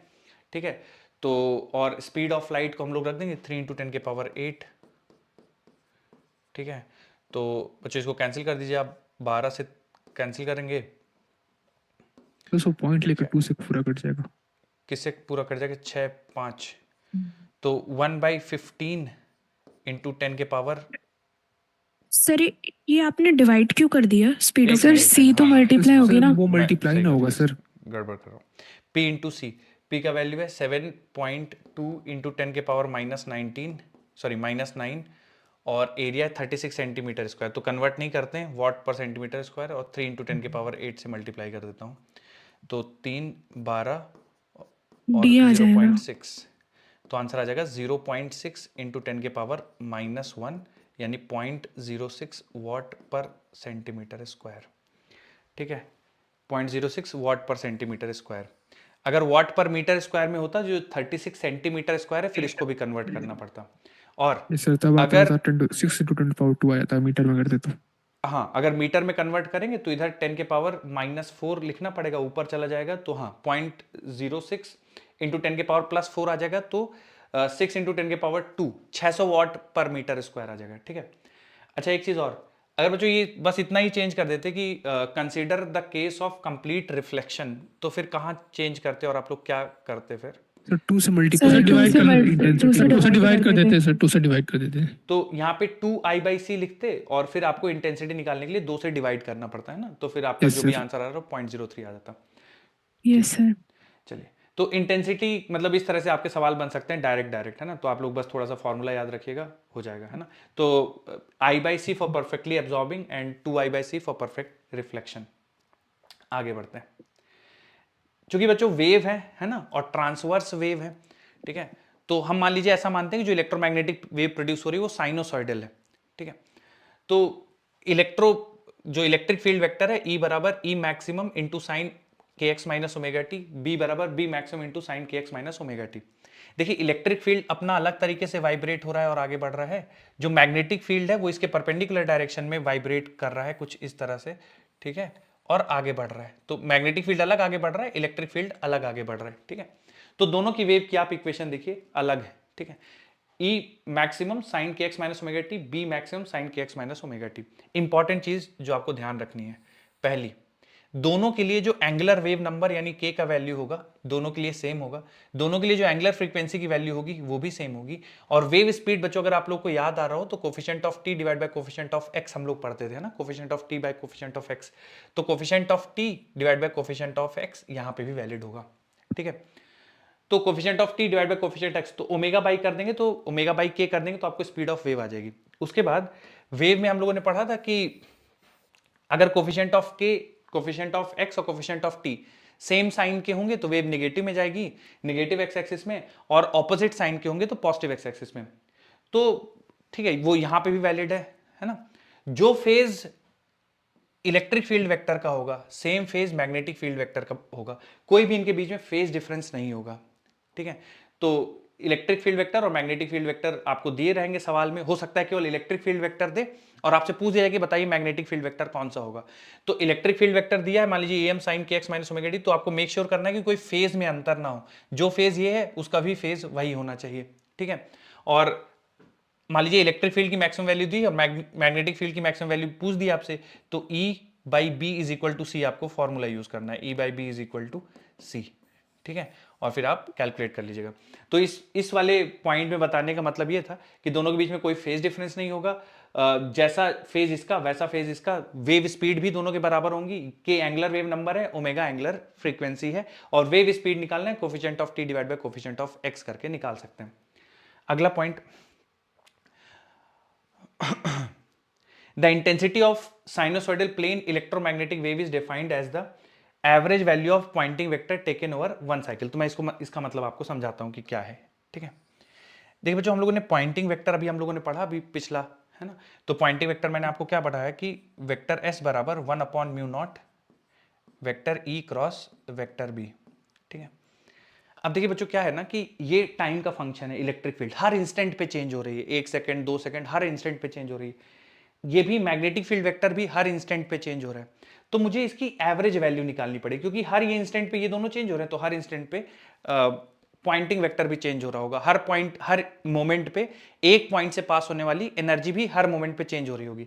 तो इसकी एवरेज वैल्यू निकालना पड़ेगा। तो एवरेज वैल्यू देखिए कैसे निकालते हैं।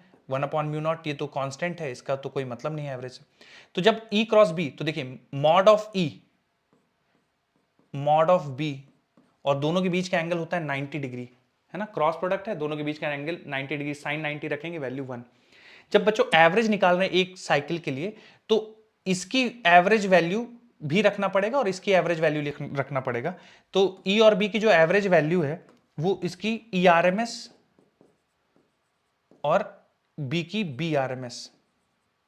ठीक है, तो average value of Poynting vector value 1/μ0 ERMS BRMS। ठीक है, अब ये EM क्या है, BM क्या है, इनकी मैक्सिमम वैल्यू है। तो RMS की मैक्सिमम वैल्यू होती है E मैक्सिमम बाई √2। ठीक है, E मैक्सिमम बाई √2 या E0/√2 इलेक्ट्रिक फील्ड की मैक्सिमम वैल्यू, और BM/√2 मैग्नेटिक फील्ड की मैक्सिमम वैल्यू। तो जब आप इनको मल्टीप्लाई कर देंगे तो ये बन जाएगा EM/BM/2, है ना। तो EM/BM/2μ0 ये average value of Poynting vector है।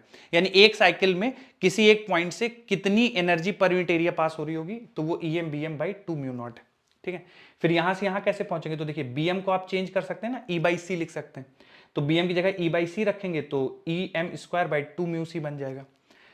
यहां से यहां कैसे पहुंच सकते हैं, तो E को बदल दिया, EM की जगह BM×C कर देंगे, BM×C कर देंगे तो BM²C/2μ0 बन जाएगा।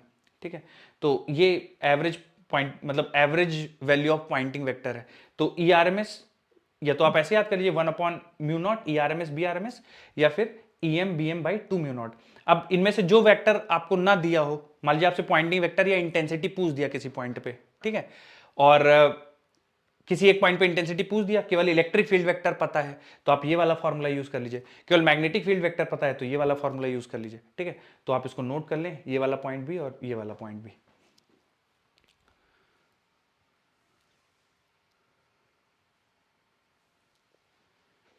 अच्छा बच्चों, ऐसा नहीं है कि इलेक्ट्रोमैग्नेटिक वेव केवल साइनोसॉइडल वेव हो सकती हैं, किसी भी टाइप का इंफॉर्मेशन आ सकता है। पर चूंकि हम लोग साइनोसॉइडल वेव पढ़ते हुए आए हैं, वेव में भी साइनोसॉइडल पढ़ा, SHM साइनोसॉइडल, तो इलेक्ट्रोमैग्नेटिक वेव का साइनोसॉइडल फॉर्म ही पढ़ेंगे हम लोग।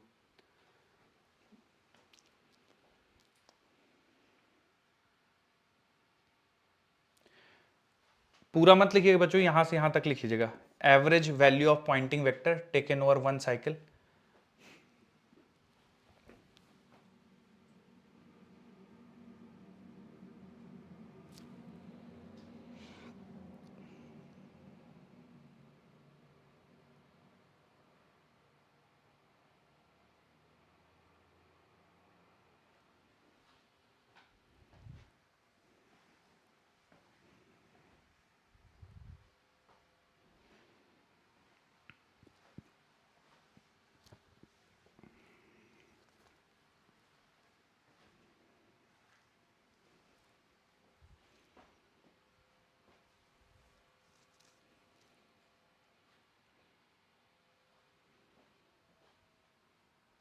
लिख लिएगा बच्चों आपने? यस सर, लिख लिया। ठीक, रुक जाइए।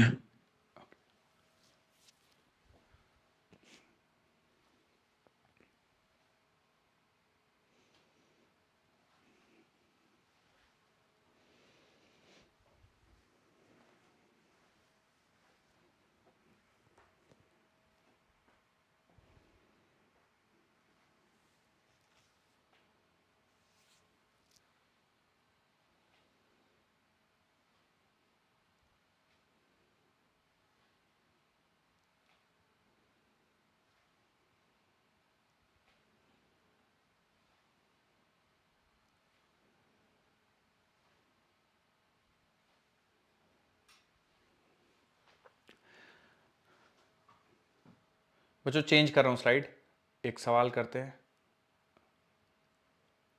रुक जाइए। सर अभी आखिरी वाला बचा है सर। लिखिए लिखिए।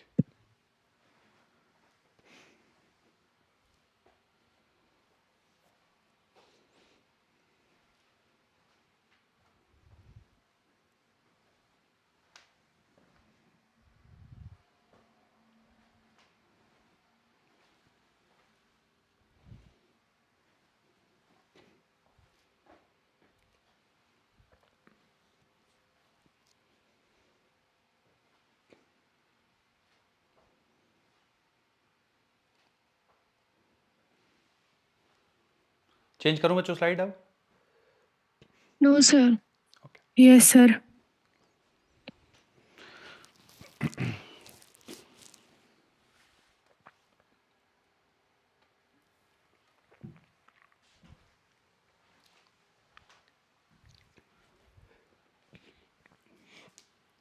सर ठीक बच्चों आइए। सर बस थोड़ा सा रह गया है।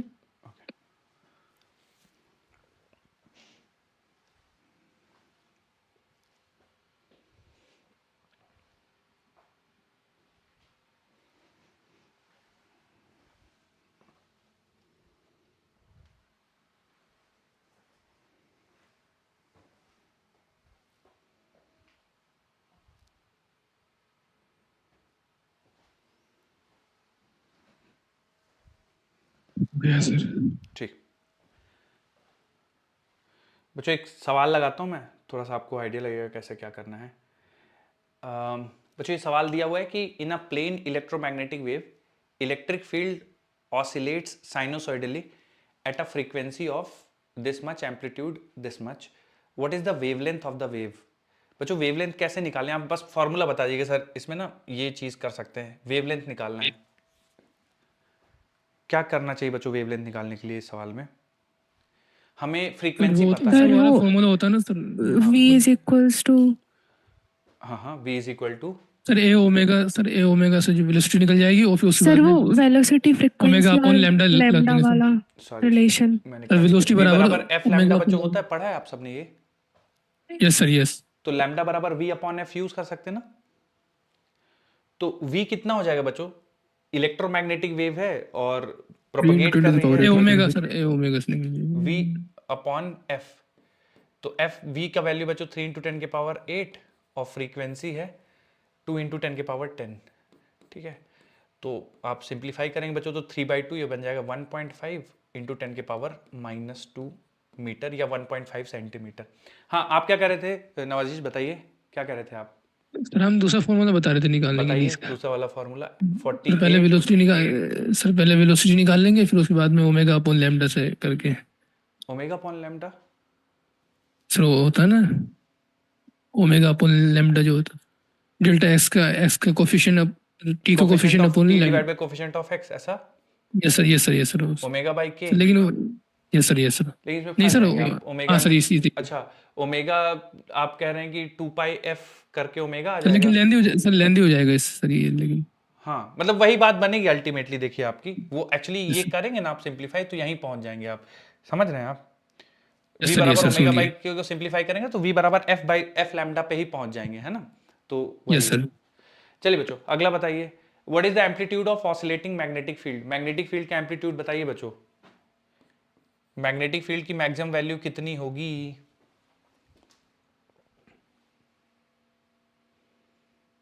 सी का वैल्यू 3 इंटू 10 के पावर 8 ही लेना है। 16 into 10 raise to the power -8। 16 into 10 की पावर -8। देखिए बच्चों E बाई बी बराबर C होता है, ठीक है? तो E maximum by B maximum भी C के बराबर होगा। तो अगर आपको B मैक्सिमम चाहिए तो E मैक्सिमम बाई C करना पड़ेगा। तो E maximum by C, E maximum बच्चों 48 है और C का वैल्यू 3 इंटू 10 के पावर 8 है। तो कैंसिल करेंगे तो 16 इंटू 10 के पावर -8 टेस्ला आ जाएगी वैल्यू। आई क्या बच्चों आप लोग की? यस सर यही आइए। ठीक है, find the total average energy density of the electromagnetic field of the wave. अब बच्चों देखिए थोड़ा सा एवरेज एनर्जी डेंसिटी, तो बच्चों इसमें एवरेज एनर्जी डेंसिटी का फॉर्मूला होगा average energy per unit volume, it will be equal to जो पॉइंटिंग वेक्टर है आपका पॉइंटिंग वेक्टर यानी इंटेंसिटी या पॉइंटिंग वेक्टर उसकी average value into speed of light. ठीक है, average value of Poynting vector into speed of light, ये आपको एवरेज एनर्जी डेंसिटी देगी। सर कैसे पता चल रहा है? तो मैं इसको थोड़ा सा आपको बच्चों डायमेंशनली प्रूव कर देता हूं, है ना, प्रॉपर तो मुश्किल ही है। देखिए इन जो एवरेज पॉइंटिंग वेक्टर होता है वो होता है वॉट पर मीटर स्क्वायर। ठीक है ना, और इसमें स्पीड ऑफ लाइट यानी मीटर पर सेकंड से और मल्टीप्लाई करना पड़ेगा। ठीक है, तो देखिए बच्चों एक सेकंड ना, average energy density watt per metre square और मीटर पर सेकंड। एक सेकंड बच्चों, है ना, ये होगा average Poynting vector divide by speed of light. ठीक है, ये एवरेज एनर्जी डेंसिटी होगा। तो कैसे ऐसे आ रहा है मैं बताता हूं आपको। वॉट पर मीटर स्क्वायर हो गया आपका Poynting vector, what per metre square हो गया पॉइंटिंग वेक्टर, और divided by speed of light यानी divide by metre per second. ठीक है, तो वॉट होगा बच्चों जूल पर सेकंड, और डिवाइडेड बाय ये मल्टीप्लाई होकर मीटर क्यूब हो जाएगा, और ऊपर सेकंड था तो ये सेकंड से सेकंड कैंसिल होकर जूल पर मीटर क्यूब हो जाएगा। ठीक है, तो एवरेज पॉइंटिंग वेक्टर या average intensity divide by speed of light करेंगे तो ये आपको average energy density of electromagnetic wave आएगा। नोट कर लीजिए इसको भी, average energy density it is equal to average Poynting vector divided by speed of light. ठीक है, तो बताइए बच्चों इसका आंसर, और कौन सा फॉर्मूला, या यूज करिए जो भी फॉर्मूला आपको यूज करना है और आंसर बता दीजिए इसका। Half epsilon not into E square से भी निकल जाएगा। Half epsilon not into E square. Half epsilon not into E square. Okay sir क्योंकि इलेक्ट्रिक फील्ड में सेलेक्टिव फील्ड और मैग्नेटिक फील्ड दोनों होती है ना, डिवाइड होती है एनर्जी, और दोनों जो है इक्वली होती है। तो अगर इलेक्ट्रिक फील्ड की एनर्जी जो होती है वो half epsilon into E square होता है, तो उसका एवरेज हो जाएगा 1/4 epsilon not into E square हो जाएगा। जब दोनों को जोड़ देंगे तो sir half epsilon not into E square आ जाएगा। ठीक है, तो अब जो एवरेज एनर्जी डेंसिटी मतलब average Poynting vector divide by speed of light आप यूज कर सकते हैं। तो एवरेज पॉइंटिंग वेक्टर हो जाएगा E M B M upon 2 mu naught. ठीक है, average Poynting vector E M B M upon 2 mu naught, और स्पीड ऑफ लाइट सी। ठीक है, तो वैल्यू सब्स्टिट्यूट करना है और आंसर निकालना है। तो ई एम हमारे पास कितना है, इलेक्ट्रिक फील्ड की मैक्सिमम वैल्यू 48 है, बी एम 16 इंटू 10 के पावर -8, और 2 म्यू नॉट हो जाएगा 4 पाई इंटू 10 के पावर -7, और स्पीड ऑफ लाइट 3 इंटू 10 के पावर 8। ठीक है,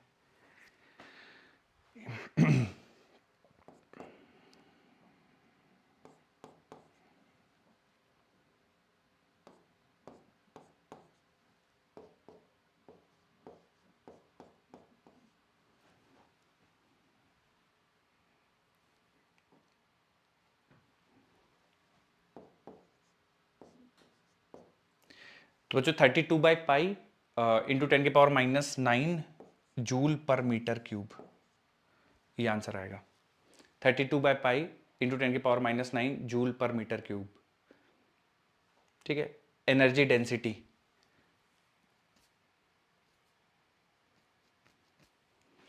ठीक है, तो बच्चों इसको ऐसे याद रख सकते हैं आप कि जो एनर्जी डेंसिटी का फॉर्मूला है और जो प्रेशर का फॉर्मूला है I/C सेम आएगा। एनर्जी डेंसिटी का फॉर्मूला और प्रेशर का formula same, I/C Poynting vector divide by speed of light.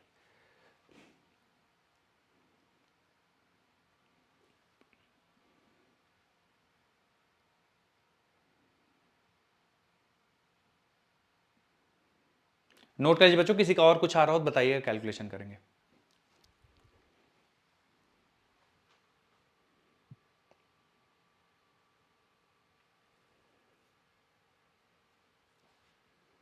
Sir अभी नहीं हुआ। नोट करिए।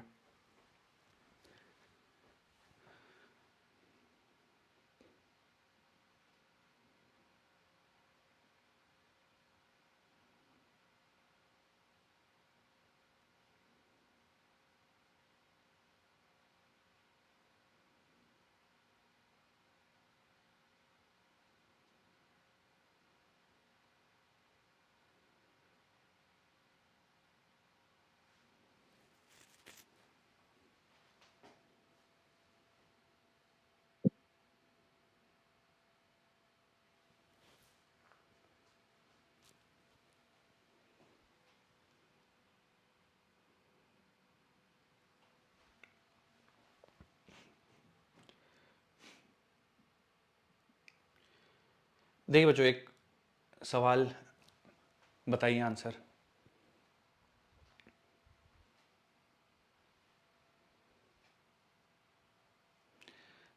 बिल्कुल पिछला ही है, बताइए जल्दी से आंसर।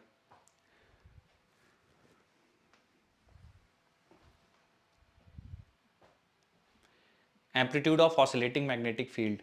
Second option. जो bm की वैल्यू पूछी गई है तो em अपॉन सी, ठीक है।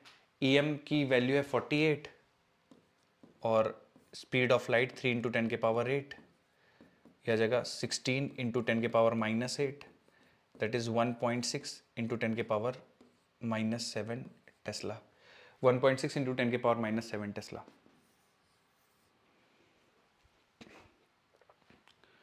और एक सवाल करते हैं सेम।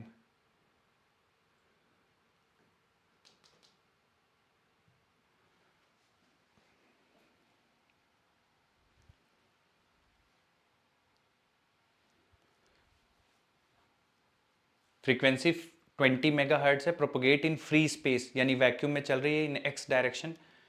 अगर किसी पॉइंट पे इलेक्ट्रिक फील्ड की वैल्यू 6.6 है जे कैप, तो मैग्नेटिक फील्ड की वैल्यू उस पॉइंट पे कितनी होगी? तो मैग्नेटिक फील्ड की बच्चों मैग्नीट्यूड और डायरेक्शन दोनों आपको बताने पड़ेंगे। Sir second option. Second option, okay.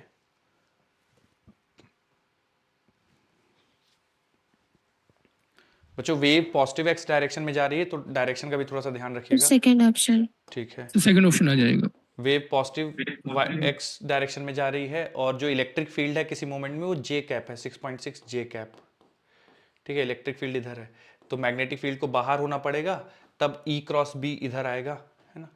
Electric field और ये मैग्नेटिक फील्ड, तो इलेक्ट्रिक फील्ड के पहले वेक्टर इलेक्ट्रिक फील्ड है ई क्रॉस बी, तो पहला वेक्टर इलेक्ट्रिक फील्ड है, दूसरा मैग्नेटिक फील्ड है, तो उसकी तरफ पाम होगा तो थंब आपको डायरेक्शन ऑफ वेव प्रोपगेशन देगा। क्योंकि direction of wave propagation parallel होती है ई क्रॉस बी के, है ना, cross product.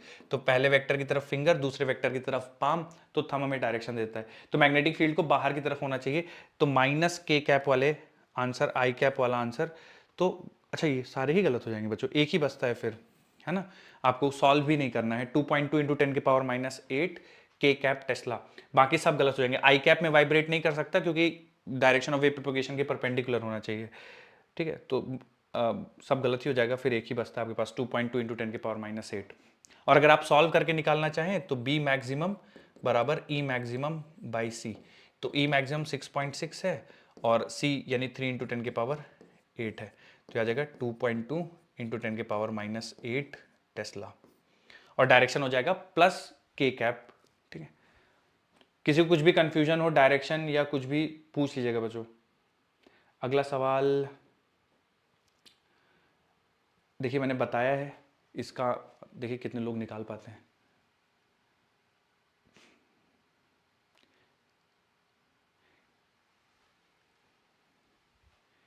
Electromagnetic wave travel in a medium at a speed of 2 into 10 के पावर 8 मीटर पर सेकेंड।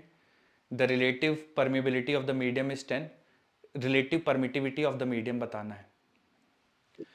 तो बच्चों इसके लिए मैंने आपको सवाल बताया था कि speed of wave sound, sorry, speed of electromagnetic wave in any medium, it is equal to 1 upon under root mu naught mu R epsilon naught epsilon R, और 3 इंटू 10 के पावर 8 यानी speed of light, it is 1 upon under root mu naught epsilon naught in vacuum.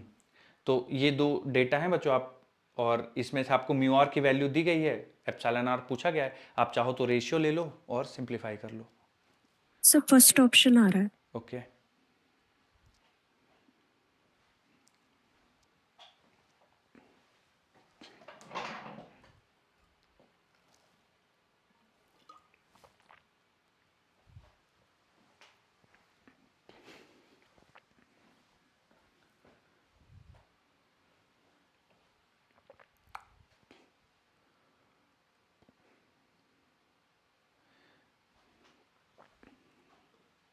First option आ रहा है। ठीक।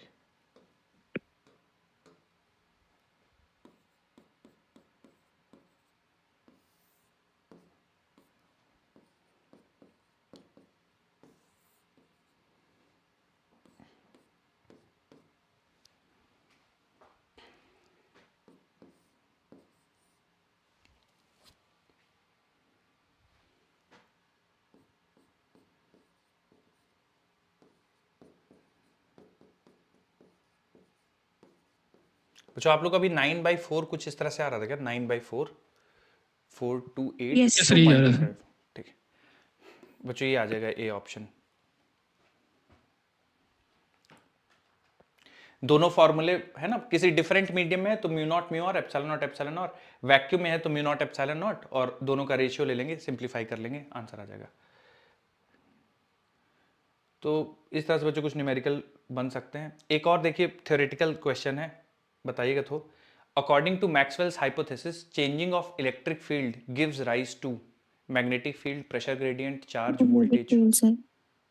बताइए बच्चों कौन सा ऑप्शन ऑप्शन आ पिक जाएगा। करना चाहिए? Magnetic first option sir. First option, ठीक है। डिस्प्लेसमेंट करंट से प्रूव हुआ था कि variable electric field displacement current देती है और डिस्प्लेसमेंट करंट से मैग्नेटिक फील्ड बनता है। तो एक बार जरा क्वेश्चन दिखा दीजिएगा इसका पहले वाला।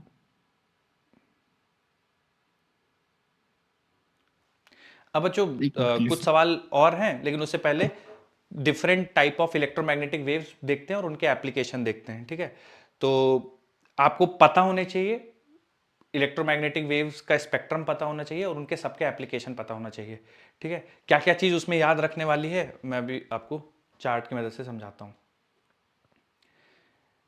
तो बच्चों ये मैंने चार्ट प्रिपेयर किया, आपको इसको लिखना नहीं है, ठीक है। आप बाद में इसको डाउनलोड करके और अपने नोटबुक में एज इट इज लिख लीजिएगा, ठीक है।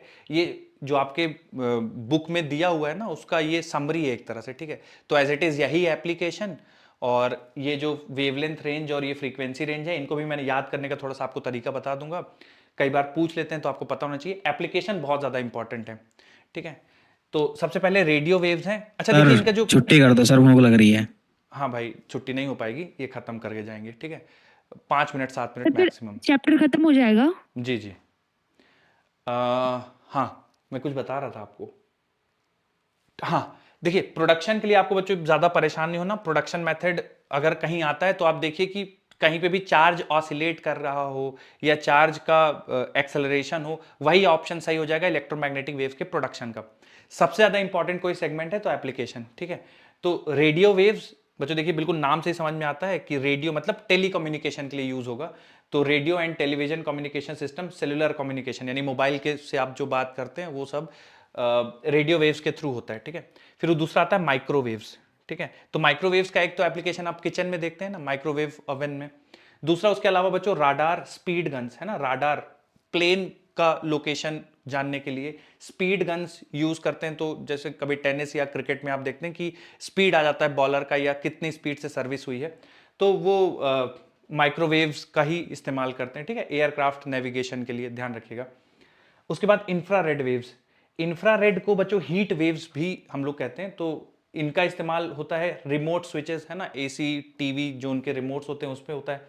Physical therapy, earth satellites, greenhouse effect. Greenhouse effect कैसे आ रहा है, क्योंकि हीटिंग करते हैं इंफ्रारेड। तो जो भी जैसे सन रेज में है, तो जिन सन की एनर्जी का जो हिस्सा हमें हीट करता है वो इंफ्रारेड होता है, ठीक है। तो ये फिजिकल थेरेपी, रिमोट स्विचेस, अर्थ सैटेलाइट और ग्रीन हाउस इफेक्ट, ठीक है। तो ये इसका एप्लीकेशन हो गया इंफ्रारेड का। उसके बाद विजिबल की बच्चों कहने की जरूरत ही नहीं है, जो भी आप देख पाते हैं आसपास वो विजिबल रेंज में ही देख पाते हैं, ठीक है। तो इसके लिए कोई बात ही नहीं है। उसके बाद अल्ट्रावायलेट रेज, यूवी रेज। तो स्टेरिलाइजेशन यानी कोई चीज आपको साफ करनी है ना, बैक्टीरिया फ्री करना है तो आप यूवी रेज का यूज करेंगे। Forensic analysis, tanning, LASIK surgery. LASIK बच्चों आंखों में सर्जरी करते हैं, ठीक है। तो उसको लैसिक कहते हैं, इसका कोई बड़ा सा नाम है मैं भूल रहा हूं। तो लैसिक सर्जरी में भी हम लोग अल्ट्रावायलेट यूवी रेज का यूज करते हैं।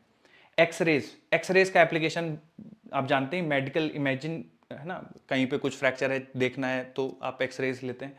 कैंसर ट्रीटमेंट और सिक्योरिटी स्कैनिंग, ठीक है। Cancer treatment, security scanning self explanatory. Cancer treatment क्या है कि हाईली एनर्जेटिक एक्सरेज हम भेजते हैं, जिस पॉइंट पे आपको कैंसर सेल्स को खत्म करना है तो वहां पे हाईली एनर्जेटिक एक्सरेज आप डालते हैं। गामा रेज का भी सेम, ऑलमोस्ट सेम यही एप्लीकेशन है। तो मेडिकल इमेजिंग, कैंसर ट्रीटमेंट और security scanning. Gamma rays mostly X rays की तरह ही है। कैंसर ट्रीटमेंट, स्टेरिलाइजेशन और न्यूक्लियर स्टडीज, ठीक है। तो यहां पे गामा रेज का यूज होता है। अब ये तो हो गया, ठीक है, बेसिक बेसिक आपको पता ही होना चाहिए। उसके बाद आपको इंक्रीजिंग ऑर्डर या डिक्रीजिंग ऑर्डर में इनके नाम याद होने चाहिए। तो मैं आपको एक न्यूमोनिक बताता हूं बच्चों, अगर आपका कुछ ऑलरेडी एग्जिस्ट करता है, आपको पता है, तो आप अपने वाले न्यूमोनिक के साथ ही स्टिक करिएगा। अगर नहीं आता है तो मैं आपको एक बताता हूं, आपको थोड़ा सा हेल्प हो जाएगी। तो पहला गामा,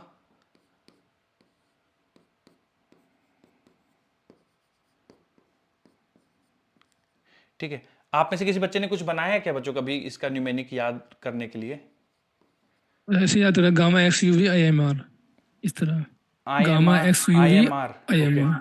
ठीक है। तो बच्चों इसको मैंने जो बनाया है वो कुछ इस तरह से है कि गामा से तो फिर चूंकि ये XUV एक बड़ी फेमस गाड़ी है महिंद्रा की, सर उल्टा ना, फिजिकल केमिस्ट्री में सर ने याद करवाया था, rich man in Valentine uses extra gold coins.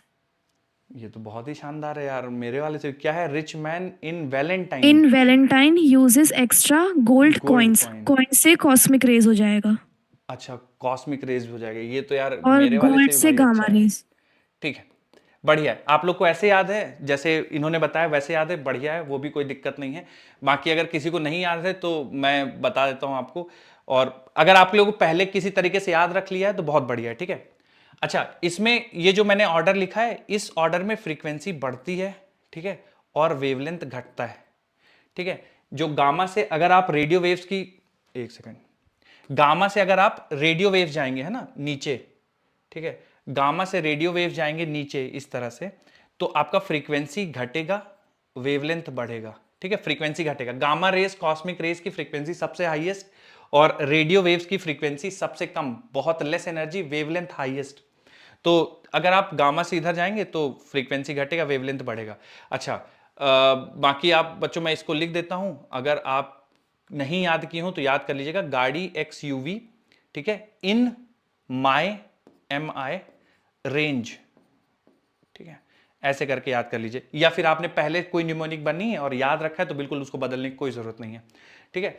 तो ये होगा gamma X rays, UV rays, visible range. बच्चों विजिबल रेंज का वेवलेंथ याद रखिएगा, बहुत ज्यादा इंपॉर्टेंट है। कहां से कहां तक आता है?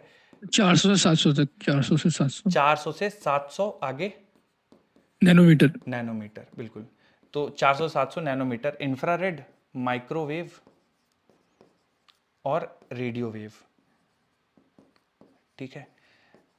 अच्छा, एक चीज और बच्चों, कई बार आपसे वेवलेंथ का ऑर्डर पूछ लेगा, है ना। तो वेवलेंथ के ऑर्डर का भी बच्चों कुछ याद किए हैं क्या आप लोग, कि वेवलेंथ का ऑर्डर कैसे निकालेंगे?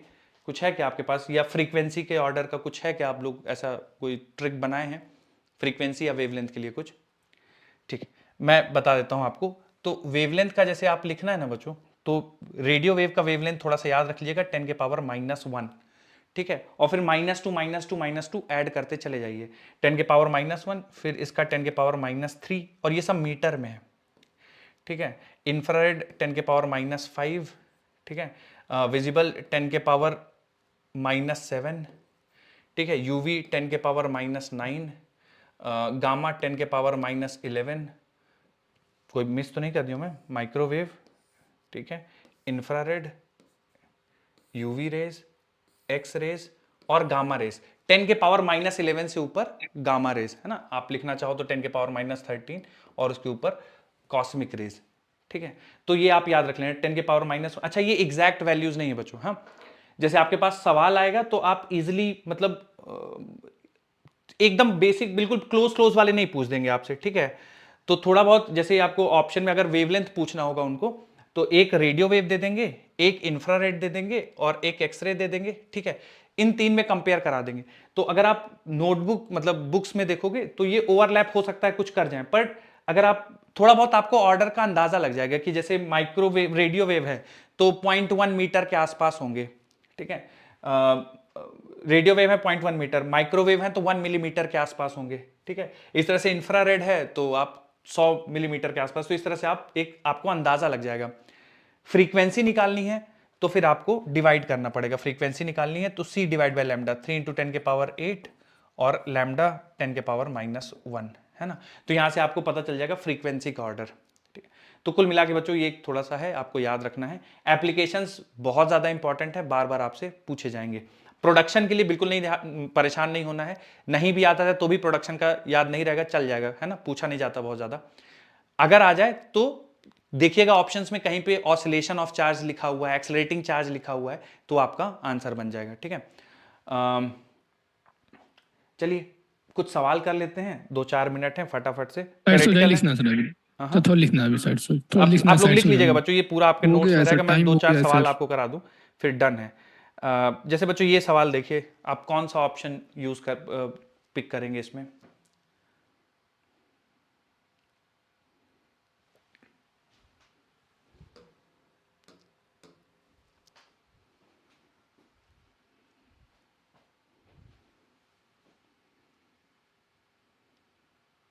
अच्छा, यूवी रेस को कौन सा आप लोग पिक Second करेंगे बच्चों option. यूवी रेस के लिए?